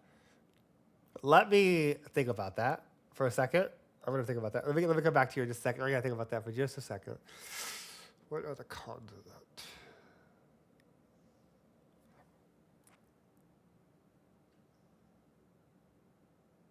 Well, it already doesn't have any effect on everyone's dead in the zone, but there is no multiplier for down and up based off of the population density per se. Let me write that down, and I'm going to come back to that on Monday. I need to do some simulations and tests on that. I don't see a problem with that, but I'm going to come back to that one because that's a good idea. Let me jump over to YouTube for They Feel Neglected. So the drone said it would also be interesting to have more interaction with buildings. Say down to block the line of sight for buildings and zombies. They can be used as cover, reinforced, and turned into strategic positions. That is something that we're looking into long term with strategic resources. That is something that I'm kind of looking into. I would probably say around quarter 2 or quarter 3 is seeing if we can bring in gas stations, medical depots, and other stuff like that that are ambient pools of resources in the map itself. That's something that myself and Dimitri have wanted to do for the better part of like a year or so. But it's just about finding the right time with the current workflow and with the rebuild coming to an end in the next 60 days or so. I think that'll be a good time to basically like push beyond what we did in Legacy and make some improvements like that. So there was a reason to secure some strategic locations in the beginning of the game, because you don't have to build a medical tent, you have to build an ammo tent, you don't have to provide power because that zone provides power, that kind of stuff. So those are things that we want to do long term, as like wish list items per se. But they are good ideas at face value, and I do like that. I'm going to go over more YouTube questions. I'm going to pop over to the twit longer that Kat posted. So, Alpha Legion asked, a unit similar to CNC Generals where you get jets that strike and rearm until they get destroyed. So that is the LHA-6. That is why we chose that model, because it can support aircraft like the Predator drones and the modern versions of the Harriers. I did not get my way with the doctrines. Originally, I wanted to sneak in at least 3 to 4 aircraft, jets, different things like that. Those are on the wish list right now. I'm crossing my fingers when I can just squeeze those in there for just funsies. But that's something that I want to prototype and figure out so we can actually have that deck fully operating to launch sorties. I don't have an ETA on that. We have a very busy schedule over the next quarter. So just keep in mind it's something that is on the forefront of my mind, something I'm thinking about, and something that I need to find some time to execute on. Okay. Let me get one question from Discord, then I'll go back to YouTube. We're going to do a round robin. So, Kat asked, would it be a quick, easy thing to add a way to increase the size of your clearing circle while on the road, or just clearing circle? The landscape tool? Increasing the size of the landscape tool? Clear? Yeah, that's easy. Let me put that down, but I don't know if I'm going to be able to squeeze it in next week, but that is possible. We can just tie it into the scroll wheel. So when you bring up the landscape tool by itself, not building a structure, you could scroll and it would increase the size of the removal. Only when it's open. So let me see what I can do about that. I'll put it on a wish list. I don't know if I can fit it in there because we have a metric shit ton of stuff to do next week. So, you can already see. YouTube. Okay. Where did I leave off? There's a lot of questions here. Okay. So, Dusky Gaming Universe asked, so I know it's later, but when it comes to dynamic civilian groups, you have cops, anarchists, and normal. I was wondering about possibly a National Guard, something to take up the normal empty bases. So,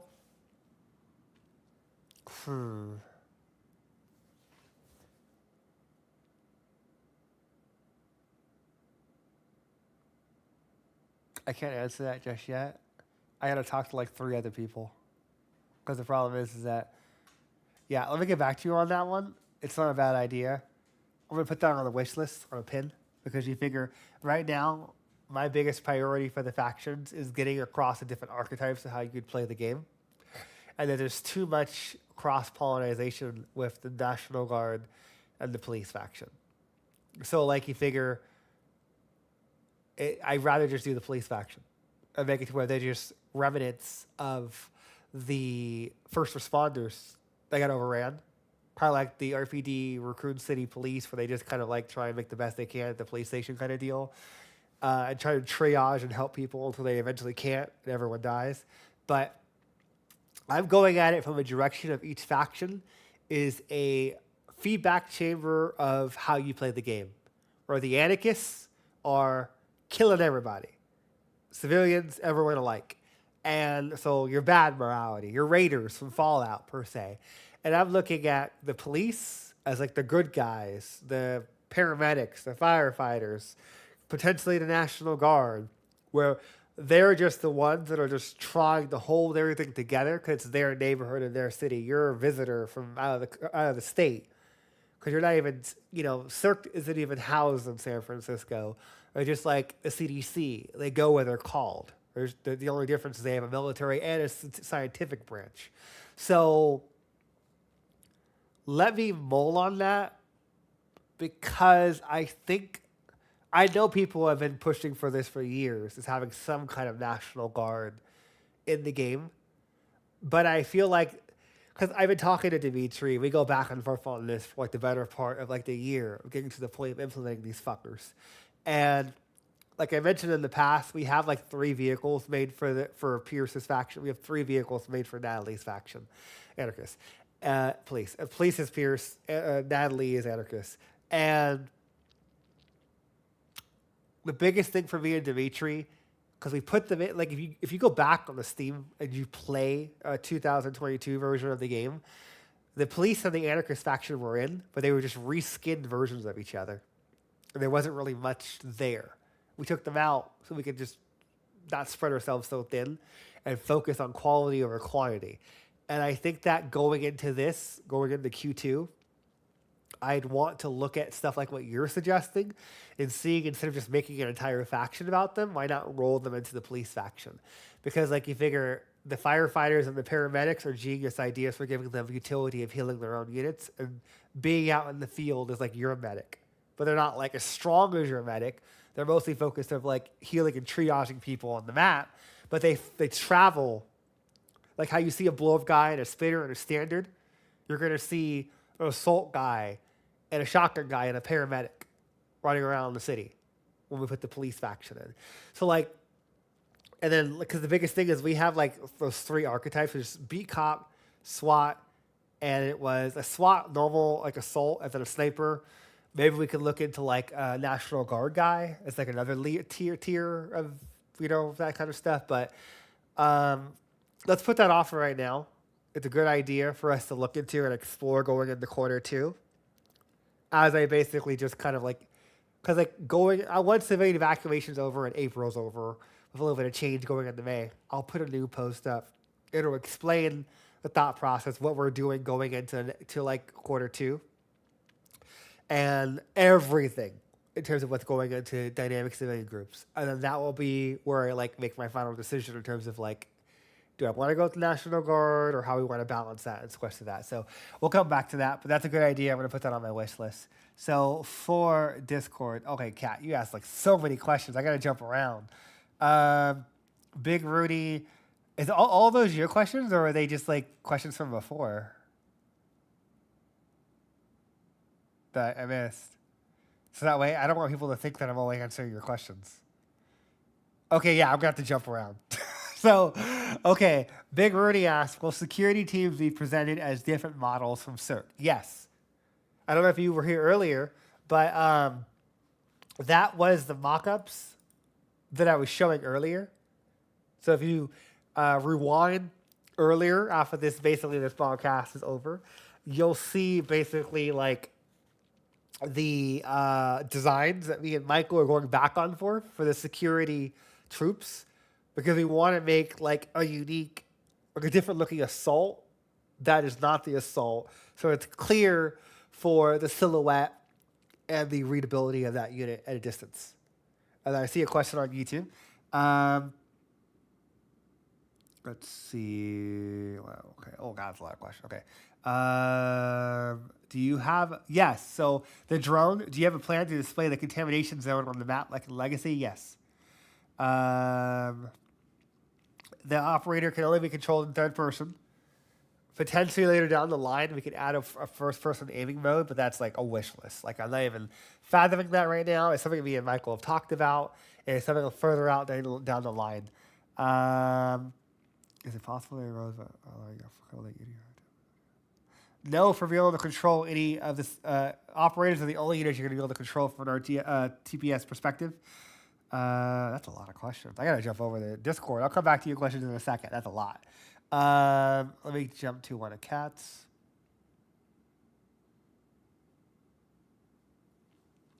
So for Cat's question, why would they raid bases outside their source spawning zone, or would they mainly focus on civilian evac centers?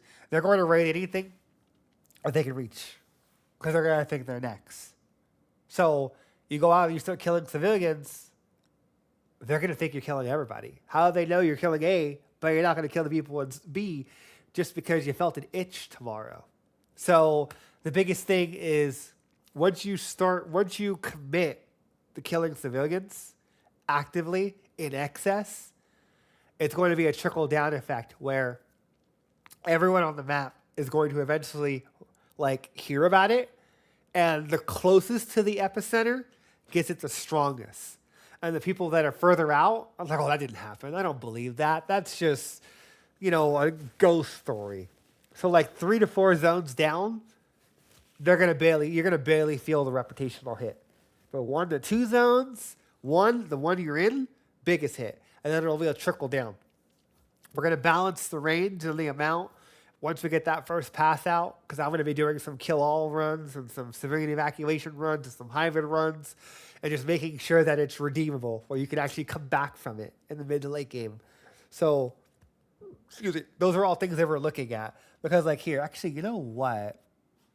I think I actually did not get to show this. If Discord stops being a dick, let's go here, and then I will actually show you guys how it's calculated. So if I go to here, and it was debug. Hold on. What was it called? Damn it. Hold on. It was like reputation.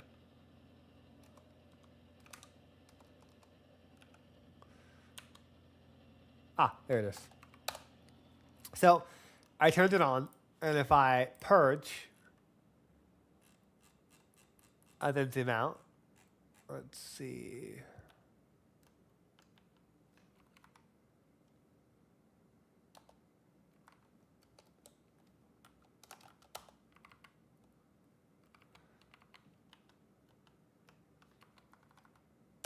Oh, there it goes.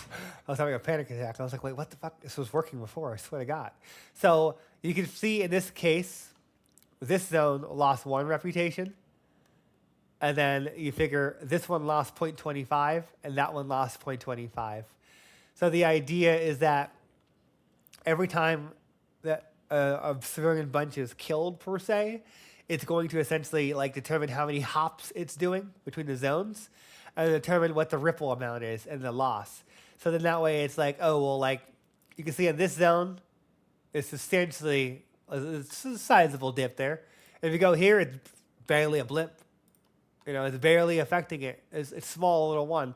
And these are all balance pending, because you figure every time that it tricks, like if I do more, it's going to nuke this zone. And I have to determine based off of the first couple of builds, what is a reasonable amount to start an insurrection, to basically piss off everyone on the map. Because you figure like the idea would be is that like when I go here and I see the reputation, there's going to be meters where like once you get above like 80 to 60, you're going to start getting small raids. And then around 60, medium. And then around, 40 or so, 40 to low, you'll start getting highs. And then eventually when you're 0, it'll be like always high. It'll be always high, very high. When you're running at like 10-man, 15-man raiding parties that are like coming from this building or that building or this building. And they're going to attack anything they can find. You are enemy number 1. You're not there for them anymore. So why are they going to actually, be nice towards you? They're going to try and kill everyone. So now you're not only going to have to worry about the infected, sending their 100-man, 200-man attack parties, but you're going to have like an army of like, 10 to 15 guys out of this building or that building. They're going to group up. And then one team might go this way and hit your front, or the other team might hit this side and start just basically blowing up your entrances with their guns. So that's the direction that we're going into in terms of basically like the repercussions for being a dick. And obviously, if you don't like it, you turn it off. That's the beauty about Cepheus Protocol. If you want to turn off the reputational loss, if you want to turn off the raiding parties, if you want to make them harder, if you want to make them easier, you'll be able to do that in the custom game options. So you figure, like, once we get the base pass in and everything's playable and we find a good baseline, then we'll go and we'll do that pass of adding in the custom game options. So then that way you can get out of the game what you want in terms of basically the balance. Okay, questions. So the drone asks, does your team model the buildings or is it outsourced? We model everything. Everything on the entire game is modeled by ourselves. Some of the character modeling stuff are from Character Creator, like generic packs.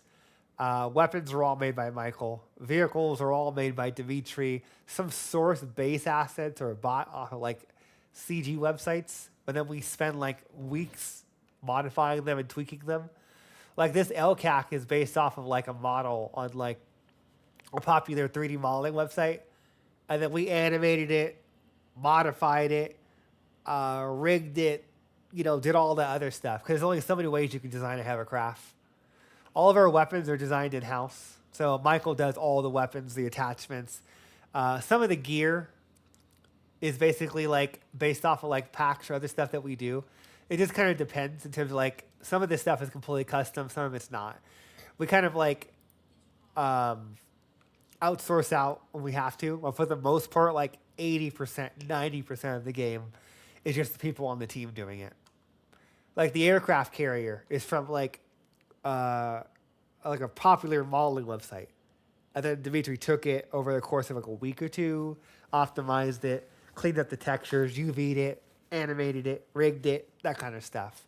So where we can cut corners reasonably, where it's like it makes sense, we do that. Where like some of our police cars, some of our cars were from like the Matrix, or they're from other packs, vehicle packs. Because like you figure we don't have like, it's too much to model for one team, for a city of this dense. So like these cars are from like different asset packs that we bought online over like the course of 5-6 years. And we just heavily modified them, optimized them, and tweaked them to facilitate our needs. But like the CERC vehicles, all of these are generally custom. Some of them are based off of packs, but it kind of is far in between. Most of them are custom. It just kind of depends in terms of its use case. Let's see what we have here for questions on Discord.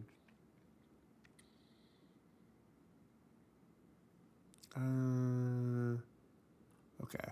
Oh my God, there's a lot of questions. Ghost Wilker asks, will there be an automated security convoy for the bus? As it stands right now, no. It's something that we're going to look into based off of demand. Damn, my reputation is low. And we'll go from there. If it feels like it's needed after we get this first pass in, it's something we'll look into, is having some kind of guard mechanic or something like that, because we talked about that in the past. But I want to get the base version in, get it all playable, see how it feels, talk to people on Discord, like literally have co-op sessions with people where they're all running their own evac camps, and see what people say on Steam, on Discord, and then correlate the data and figure out what needs to happen. Because you can add and add and add to nauseum, kind of deal. Like there's always something to perfect and improve. Will there be an air transport civilians in case of a black zone? No, everything is going to be based off of ground transport for the buses that I showed earlier, which are these babies right here. These babies right here. And then you figure that's going to be their primary way of getting around is the bus transportation and moving around and whatnot. Let's see. Civilians will be able to access any door that's left in automatic mode. To answer that question. Militias will not be able to access any vehicles or law enforcement vehicles. Militias are just a group of up to 15 guys that are going to attack you and raid you. Very simplistic, very basic. So that's kind of how they're going to work. Military police and all of that is something we'll look into long term. Technically, we have the assets now from the military police and the other assets that Michael made, because the police assets that we have right now are going to be used for the police faction. And there's other assets he's going to be modernizing going into next month. Let me jump over to some questions so I don't just favor you. YouTube. So let's see. What else do we have for YouTube? So the drone asks, I'm curious about your vision for the project. Right now, to beat the pandemic, I should build a base near the infection zone, shell the enemy tower with mortars. Okay, that's what's the question? Okay, you're just curious about the overall vision. I mean, when it comes down to it, the biggest thing for the vision of the game is allowing people to simulate for pandemic mode at least, is to be able to simulate their ideal zombie, like, pandemic thing. Whether it be 28 weeks later, whether it be Left 4 Dead, Dawn of the Dead, where they only walk, like that kind of stuff. So giving them the ability to do that, and then giving them the ability to customize it so they can, make it to their whims. When it comes down to like strategies to employ, I want to give enough to where there's not a meta and there's a bunch of different ways of playing or beating. Because I know people that play for, I think I talked to someone on Steam that played the game consecutively for 12 hours. That man deserves a fucking award. I think I've talked to some people like on Discord that like literally every time I talk to them, they're playing for like 5 hour, 6 hour binges by themselves in single player. And I'm like, holy shit. So like being able to like build a base, quarantine an area, and like Division, where it's kind of like you're kind of like cutting out an infection and quarantining them. But you don't have to do that. You can retreat to your little island. You can hide. You can turtle. It's going to suck dick. It's going to be hard. You're going to have to fight for every fucking block. But it's whatever people want to do. At the end of the day, it's just having fun. It's basically just that's what's most important. It's subjective of how you want to play the game versus how I'm going to play the game versus like someone else, the next guy. So it's about accommodating those different play styles so that people can get out of the game what they want, whether it be an evacuation simulator to a hardcore battle simulator of like fighting the infection tooth and nail, block to block, or they're just for asset denial with the evacuation, to some kind of hybrid strategy. I want to find a way to accommodate all of those and potentially other ones that I'm not thinking of right now, to basically make it to where like it's flexible, kind of deal. And you can kind of, it's you can kind of get different scenarios, different events that occur, and you just kind of roll with the punches every time. So adding a lot of replayability per se.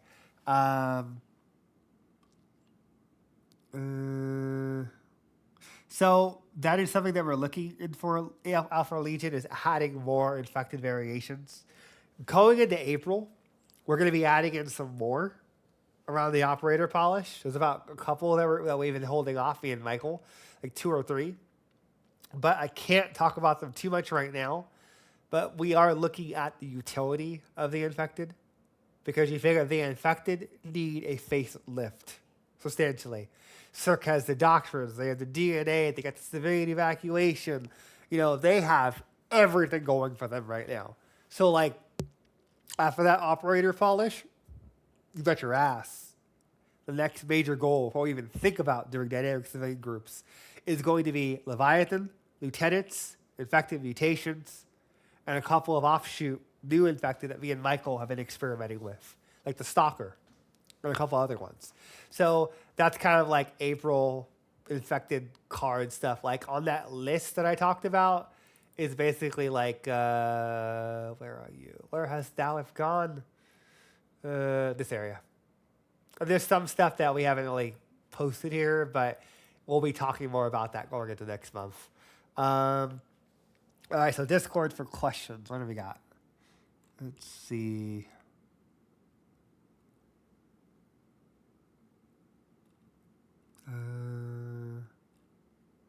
My God, hold on. There's a lot of questions here. Seal asked the question. On Doctrine 2 and 3, can we have a limit of turrets increased by like 2 or 4 for each level? Makes a little more sense since you're unlocking upgrades for units or new buildables. Okay, so let me ask you a question about that, Seal. Is it on a per certain zones that you feel like you could really use more turrets? Or where do you feel like where is it, like, I'm kind of curious in terms of like, because we increased the turret limit at the first zone, and then we increased the guard tower limit already. So like, what's happening in your sessions where you feel like you need even more? Just curious.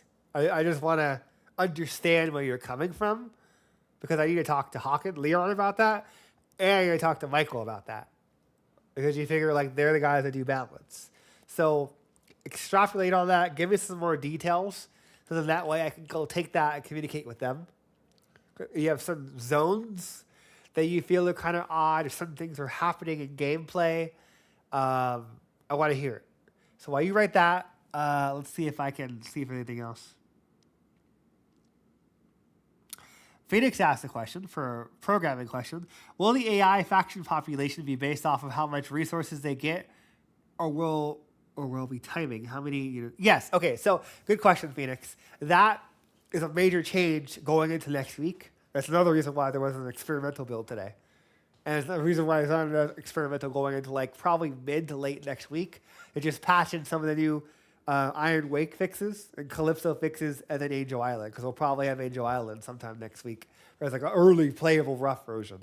But for what you're asking, we're reworking parts of the faction manager to facilitate the biomass, because now when in the infection or killing people, that is being turned into biomass, and that is their currency on top of their population that is directly related to the units they're building.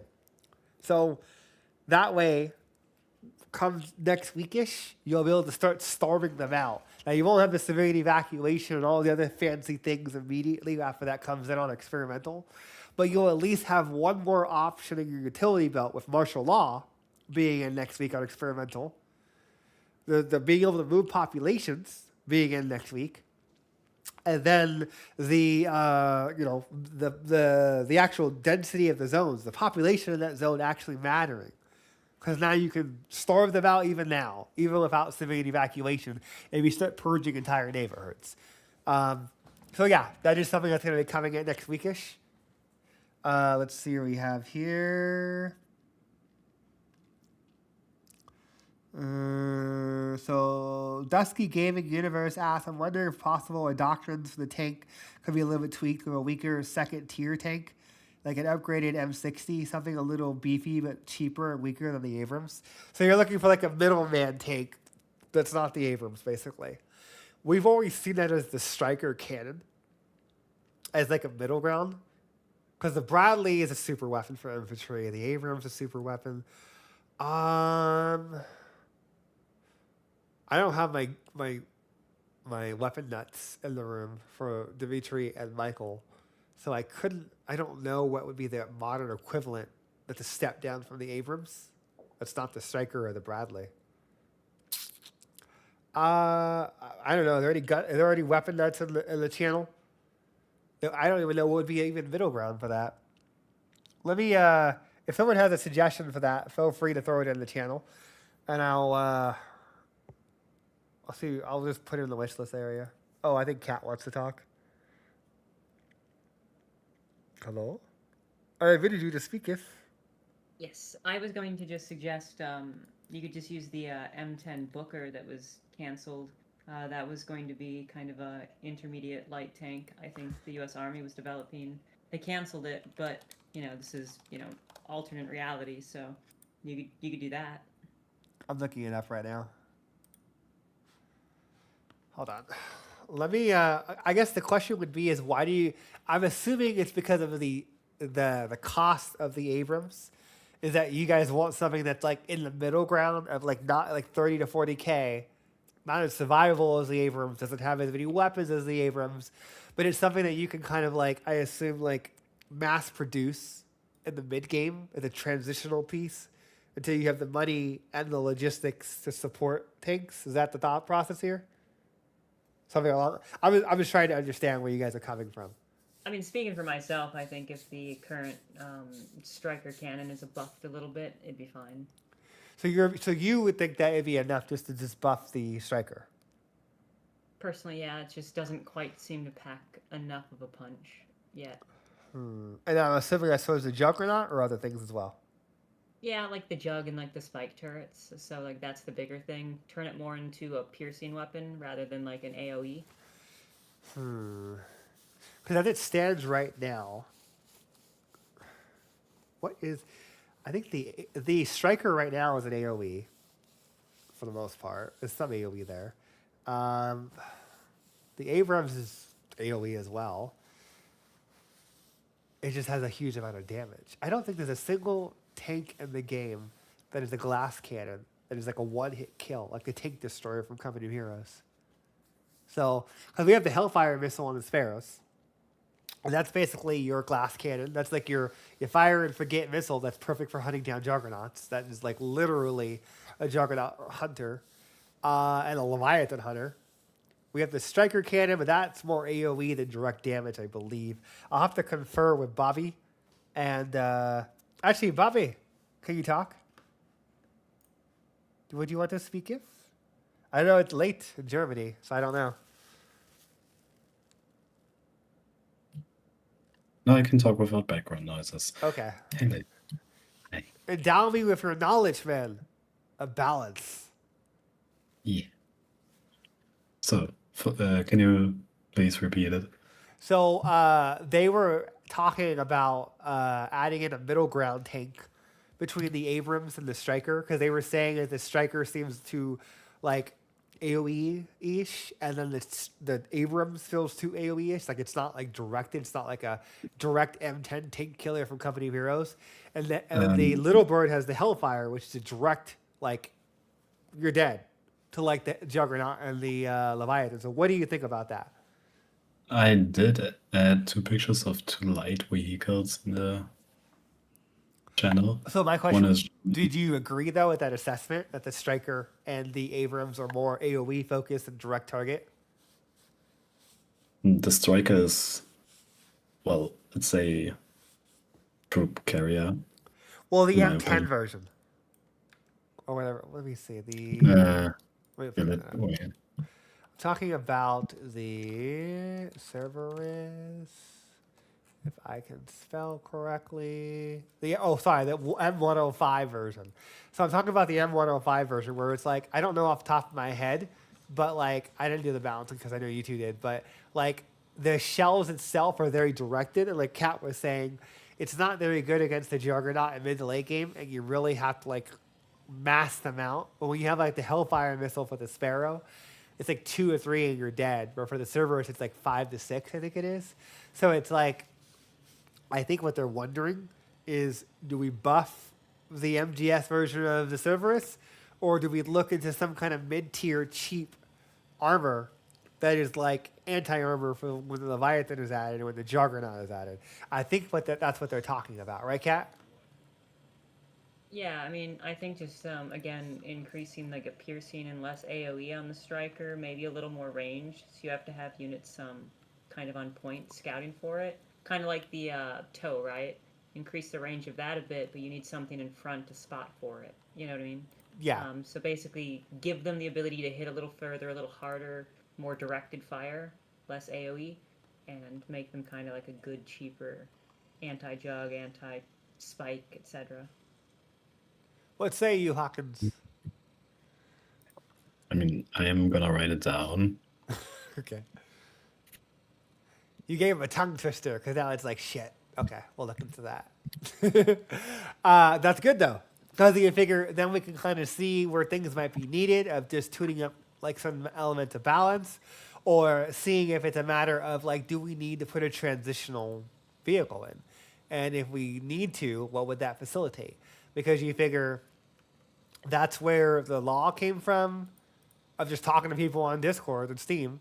And that's where the Hellfire came from, where it was like people wanted more options to counter the Juggernaut, and they felt like CERC didn't have enough things in its utility belt to be effective. So I'm not against it. And you figure like the vehicle doctrine does feel a little bit unloved. For like, I feel like there's still some more stuff that we need to put in the Armored Core and the Recon Core over the course of the next like 6 months to just flesh out some elements of gameplay to just make sure that like infantry isn't getting all the love, or armor, or recon isn't, and it's more evenly distributed. So you can beat the entire game playing one way. So we're going to come back to you on that one. I need to confer with Michael, Dimitri, Leon, because that involves multiple people and multiple sections in terms of from a modeling to like a timeline standpoint. So, but like, again, if anyone else feels the same way in terms of having like a bridge in tier 2 for like not a striker per se, but like a level up from it was something we can look into. Let us know what you think on YouTube and on Discord and on Steam for you guys watching this in post, and obviously for the people here as well. I see someone else has raised their hand, so I'm going to pop them up. Let's see. Damn hiccups. Okay, I'm ready to just speak if. Hello. Hello. So mine was towards the vehicles as well. I could recommend the LAV for the U.S. Marine Corps. It's right in the middle of a striker and turning into a Bradley. It has a 25 millimeter bush cannon. So The LAV that 25. yes. Okay, I'm gonna save this because I gotta talk to Michael and Dimitri about that. But like you figure, this is all good constructive feedback in terms of basically like seeing what's needed for the vehicle doctrine. Sorry. Is there anything else you want to add to that before I pop you down? Any other questions? No, that was all. I just wanted to bring that up. I appreciate it. Okay, so questions on YouTube. We're gonna start wrapping this up in 3 to 5 minutes. So if you asked a shit ton of questions before, copy and paste them down, drop them in the channel, because there's a lot going on in the channel. I'm gonna do like 2 or 3 more questions, and then we're gonna wrap this up. So please drop your questions in for anything that you think you want me to answer. Let's see. While I wait, is there anything sitting at the bottom? Let's see. Yeah, the Bradleys are broken. The Bradleys are amazing. They resupply infantry. They have the tow. They have the Bushmaster. Like, you figure, like, they just wreck face. Like, honestly, every time I play, I always go with that. Because you figure, like, it's just, they're amazing. And then they transport. So the survivability of your units go up substantially. So, like, it is, like, your best friend for if you're playing infantry for survivability. Because you can literally resupply their ammo. You don't have to constantly rebuild stuff. So, yeah. I see a question. Dusty Gaming asks, my last question got missed, so I'll ask it again. Can cop sirens possibly herd zombies around when you control them? Let me get back to you on that one. I don't have an answer on that just yet. Because they're a hive mind, I don't think that's like gonna basically like jive as well with my vision of how the infected operate. Because the idea is that Chelsea is orchestrating them from, the top down. So like she's gonna know you're just playing games, and the idea is that like they go off of whoever is the highest threat. Yes, they do respond to sound, but sound is just get you into the area, and then their other senses, their sight, always override their hearing. So if they see something else, they're going to act on it. I guess there's some range there where you could keep pulling them, but that's an interesting question. Let's see how it plays out. Because you figure there's a delicate balance there for exploit, but I'm not against that. Because like you figure they can already react off of sound anyhow, so we'll see where it goes from there. Let's see. Oh, okay, Steel. A lack of upgrades for the turrets, which would increase the firepower of the turrets. Again, having to sacrifice turret power if we need to put down SAM turrets. I know normal turrets can target birds, but they aren't powerful enough and don't do a lot of damage to birds from what I saw. Securing areas better. A fair few of us like to secure sections. Not really turtling, but making sure our strike squads have a few more spaces to fall back to. So those are your thought process. That's your reason for wanting more turrets via a doctrine upgrade. So let's break this down into digestible chunks. So let me just stare at this for a second. That's that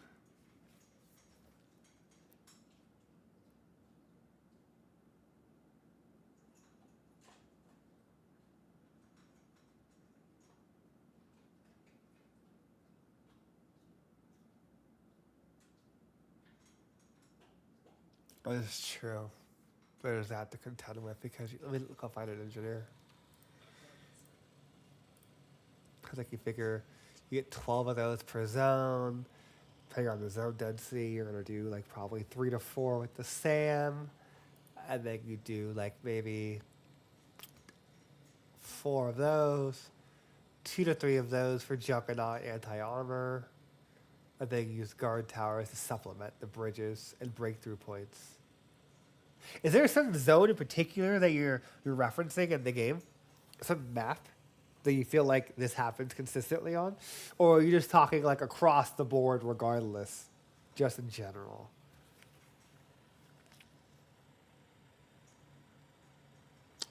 You're gonna have to show me, because I don't understand the problem per se. Like, do you have a save file where you can send me that I can load up on Monday and I can see your use case of where you feel like it just feels lacking? Because if I can physically see what you're talking about, because I feel like right now there's enough going on with the guard towers and the turrets and the SAMs where you can bridge enough. But maybe I'm not understanding how you're building your base.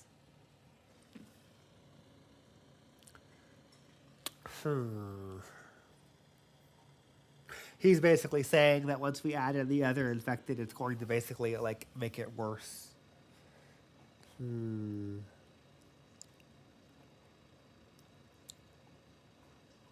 So let me marinate on that. And if you can, give me a save file showcasing what you're talking about, like a use case of that, of like where you feel like this would be needed, why you feel like it's needed. Let me play that save file, and then I'll give you an answer. I want to see it in terms of basically like what you're talking about. I need to play it, because personally I don't have that problem, but I want to understand. I want to see where you're coming from. So yeah, make that save file, send it to me. I'll load it up on Monday, well, around Monday. So if I have a backlog from all the stuff I got to do, but I'll give it a serious shake and see what your concerns are in terms of balance and the turrets, guard towers, and all the other fun stuff. I'll take one last question. Any voice questions, YouTube questions, Discord questions? Come on, hit me with the 1-2 banger. Let's see. Oh, Bobby got a question. I don't know if you count. I'll do one and then I'll do 2. All right. Kat or Bob, Herbert, go Kat. Okay, so this is one of the ones that I'd posted earlier, but what are your thoughts on operators only being able to pick like 3 or 4 call-ins, similar to how you pick the options at the start of a match in Helldivers 2? Kind of preventing operators from just being Mary Sue's and being able to do everything, but then being able to customize them a little bit more to what you want a particular operator to be able to do. Let me ask you a question. I'm assuming you're talking about the perks. No, you were talking about like call-in options earlier. Oh, right? the airstrikes. Well, Right? airstrikes or other call-ins, right? Like maybe call in a small team, assault team, call in a vehicle drop, things like that. If you're going to do anything like that. I'm assuming you're saying that even just how we do the engineer perk for the operator is not enough. Well, it's more, I don't want them to have the entire ability to call in all the same stuff as the radio operator, because then the radio operator becomes moot. So if they can only pick 2 or 3, maybe 4 things, right, of that list, and if that list gets even expanded on, now they have to pick, right? So now there's still utility for having a radio operator as well. You're not just replacing them with an operator. So my question would be, is right now a lot of the ability points are just speculative costs. Like no one's really gone in there and balanced it too heavily until April. So would it not be a better solution to just make the abilities more expensive? Because we're going to be increasing the level of operators. We're going to be increasing, the cost of them. So so what you're talking about would make them more expensive. So right now they're $6K a pop. They're going to be 10, 20, 30, 40K. So there's going to be an investment. And the level, like how the engineer perk is, where you have multiple levels to what they can build. So the first level is like an assault. The second level is an engineer. It'd be the same thing for this. Whether it'd be like 2 or first level would be like support. second level would be airstrikes. But those incur 2 times cost, 3 times cost for ability points. And then on top of that, you're still talking about how we quantify or how we dynamically determine the cost of that unit. So that way, yeah, you could bring in an operator that could do a lot of things within the confines of his limit of how many abilities he can take, because he only has 4 abilities he can take. So if he decides to go all in for like the 2 points or for airstrikes, that's all he can do, with maybe doing like 1 or 2 other abilities. So I feel like that's a good compromise once we get to the point of increasing their dynamic pricing, and then basically increasing the price of the levels that you dock into, to make it to where like that's like 2 abilities. So half your abilities are gone by just the first level, second level. Does that make sense? Yeah, I agree with that, so long as you keep it then where you can only have a couple operators at a time on the field from a single player. Because right now, What like I'm happens? spawning 6 to 9 operators in a match, right? Because they're just so much better than regular infantry. There's no reason for me not to. And then they have different abilities, right? I didn't make them all the same. So this one can do this. So if you have the airstrikes, right? This one can do the airstrikes. This one can do building. A small team of 4 or 5 of them could do everything, like that an entire actual Let me ask you a question. unit could do. Yeah.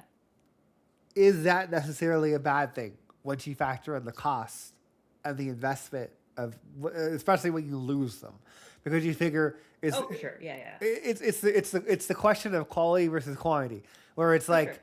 you can spread out roles, you can have redundancies, you can have like 5 assaults and 3 medics and like 4 snipers. But if you have 3 or 4 operators that can do all of it, and 1 rock lands on all of them, your ass out 50, 60K. You mean the Juggernaut The car? yeah, you know what I mean? So that's what I mean, where it's like, I get where you're coming from, but I already have a fix for that. And it's just a matter Yeah, of and time. if you add a dynamic costing, like that we've talked about or Yeah. you talked about before, I think that would really Flesh it out. help the issue. Yeah, so Because I I've mean, seen the it's sessions just- we're talking about, where you get one Yeah. guy that builds 30 fucking operators. Oh my god. And It's mind hard you, with that. he's playing in the game correctly. He's just cheesing it up the ass because he doesn't even play in RTS. He's just building them as like the ultimate like fire team, like the whole ultimate like group of squad members, or whatever. Because he just runs them Or farming around, for doctrine points, right? or Like the farming for weapon doctrine. points. Yeah. The weapon points. There we go. That's what I was thinking of. But yeah, no, I think with your other thing, it might work, well as is. It's just How bad until is that in the public sessions you guys have been playing recently? It's not too terrible. It's just, again, like right now, I just don't feel like there's a reason, especially with limited pop caps, to not be using operators as my primary infantry. Yeah, because they're basically just, well, they're as it stands right now. Yeah, you're right. There's no reason to not just make your entire army or a quarter of your army or half your army operators, because the utility is much higher. There's a walking exploit because of their prices, and they bypass doctrine restrictions, and they bypass the like early game balance of like the weapons, like for the like the other ability units. So yeah, I can see where you're coming from. I would just say give us a couple more weeks, get the civilian evacuation stuff situated, and then sometime in the early part of April to mid part of April, when we get to that operator polish, one of the first things we're going to do is add in the dynamic pricing, and then adding in so that the host can determine the max amount of operators per player. So then that way you don't get someone coming in or using up all the money, and it just makes it more reasonable. Because at the end of the day, you're a guest in the host's world. So you can set a dynamic number, and then it's up to them to ration out in terms of like, oh, everyone gets 5 or unlimited or whatever you guys want to do, whatever their agreement is, per se. But yeah, that's a good point. And that is on my list. So, Hawkins, I see that you raised your hand. What was your question? Basically, if there's a possibility to add a doctrine that reduces the rearming cost. For resupply? For the medical Yeah. tents? Or in the ammo tents? Or just one? The ammo tents.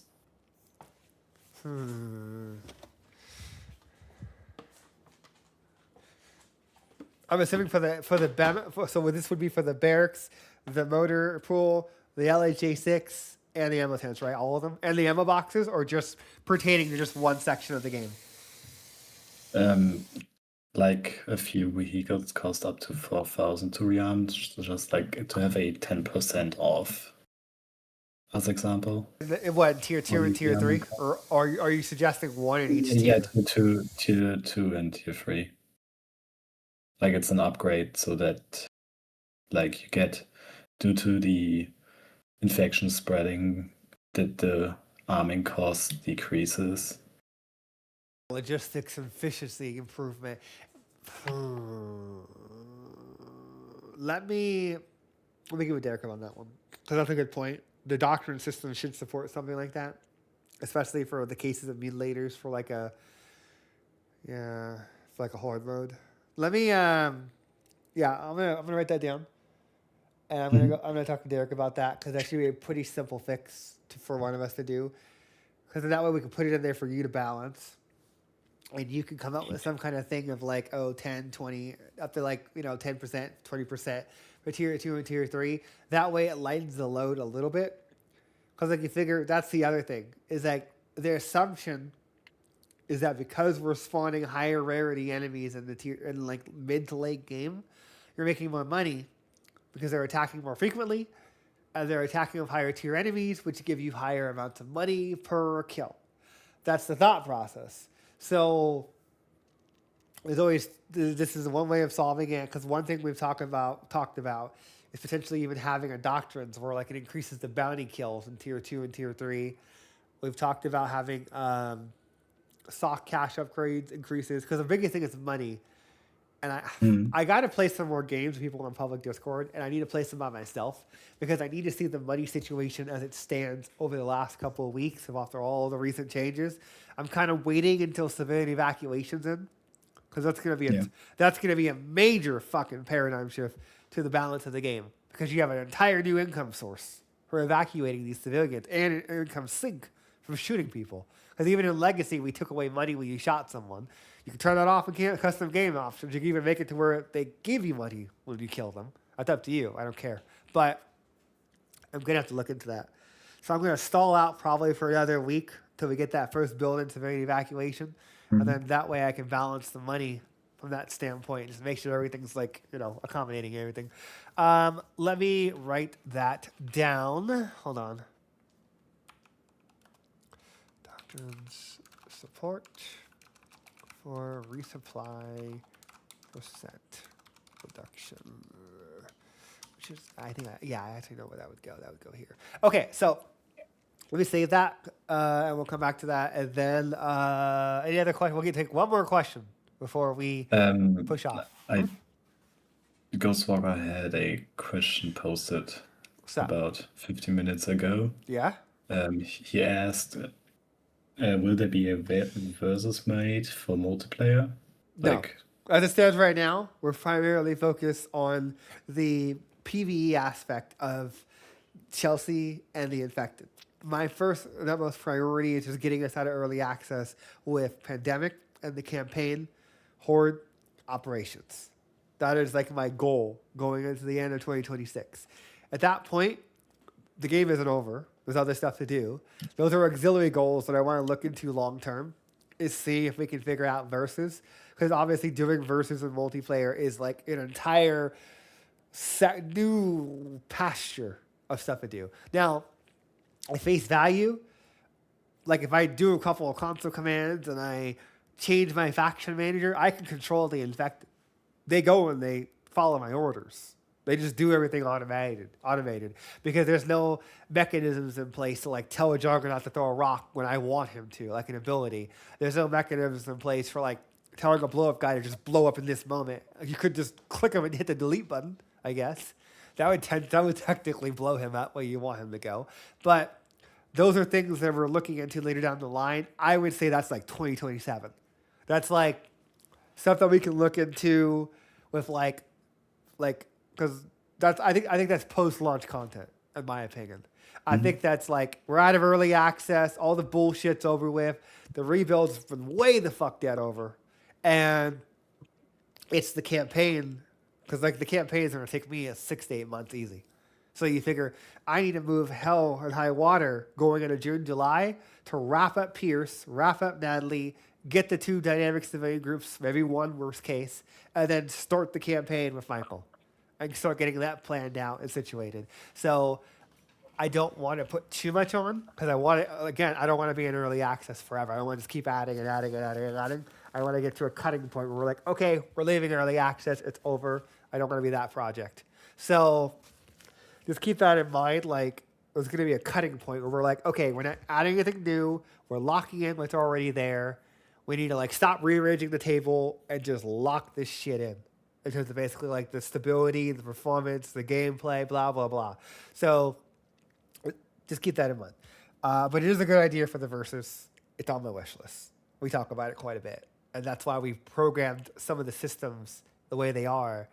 And like even making it to where like the way we wrote the faction manager, you know, with Derek and I, is like, so an AI could take control over CERC.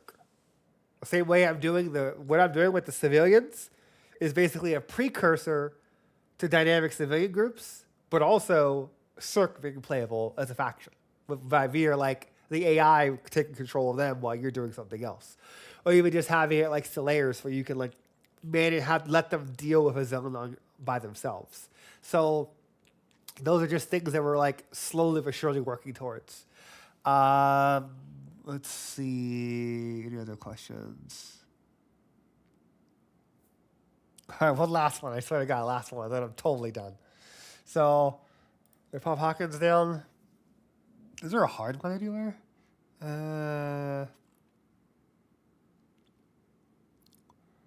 So, CO asked the question about the Leviathan.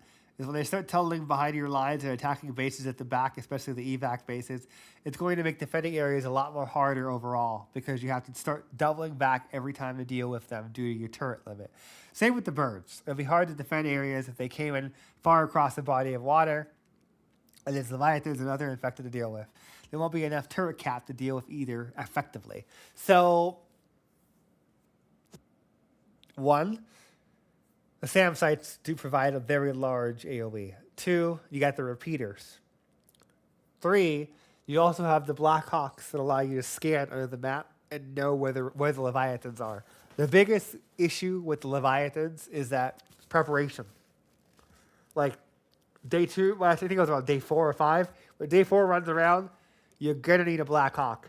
If you have Leviathans on, you have a Blackhawk with a thermal scanner. And either you or someone else is doing strafes. And when they start to incubate a Leviathan, you kill it before it becomes a problem. Because it sleeps under the map until it reaches maturity. And then once it reaches maturity, it goes on a killing spree, generally. So, like, you can counteract the Leviathan before it becomes a problem, unless it's so deep in enemy territory that, like, you have to actually, like, launch an area to overtake its area where it's sleeping. Like a bunch of anti-air, lieutenants, spitters, birds, whatever, that you just launch an attack, take over the top side, and then bomb it before it reaches maturity by like clearing the top side and then using a Blackhawk to like kill it with the bunker buster missile. So let's see where we are at that point, and then I'll adjust accordingly. But I can't balance speculatively based off of what's going to happen until I have all the pieces in front of me, and then I can rearrange the table as needed. So if it becomes a problem, we'll address it. But it's not a problem yet. Just give me that save file when you get a chance, and I will take a look at it, and I will bring it up with Hawkins, or sorry, Leon and Michael, and we will regroup on that. So, again, I want to thank you guys so much for coming to this week's podcast, sitting down with us, asking great questions, and basically just supporting the team. This is our passion project. We love working on the game. This is what we want to do. It's fun. It's always great coming on Discord and seeing you guys play. Like, all of our devs always check the public Discord, see you guys playing the game. Sometimes they pop in when they have free time. I know the last 2 weeks has been fucking chaotic. It's just like, I don't even go on the public Discord for the last 2 weeks because I'm locked the fuck in. I can't talk to anyone. I don't want to hear anyone. I'm playing music and I'm programming all day from the time I wake up, from the time I go to bed, rinse and repeat every single day, alongside whatever side gigs I'm doing. So I think it'll be another week or two, like I said, until we get to a point where everything's cemented. We get it out to you guys, and then you'll see the devs on the public Discord playing with people more. just to get some actionable feedback. I'm sure Hawkins will always be coming over and spying on all of y'all just to see what kind of feedback concerns you guys have. But just keep that in mind. And again, if you want to consider supporting development, check out our Patreon. Check out our Discord pledge system. Pick up a support pack on Steam. Anything helps. We're self-funded. You know, we all work day jobs.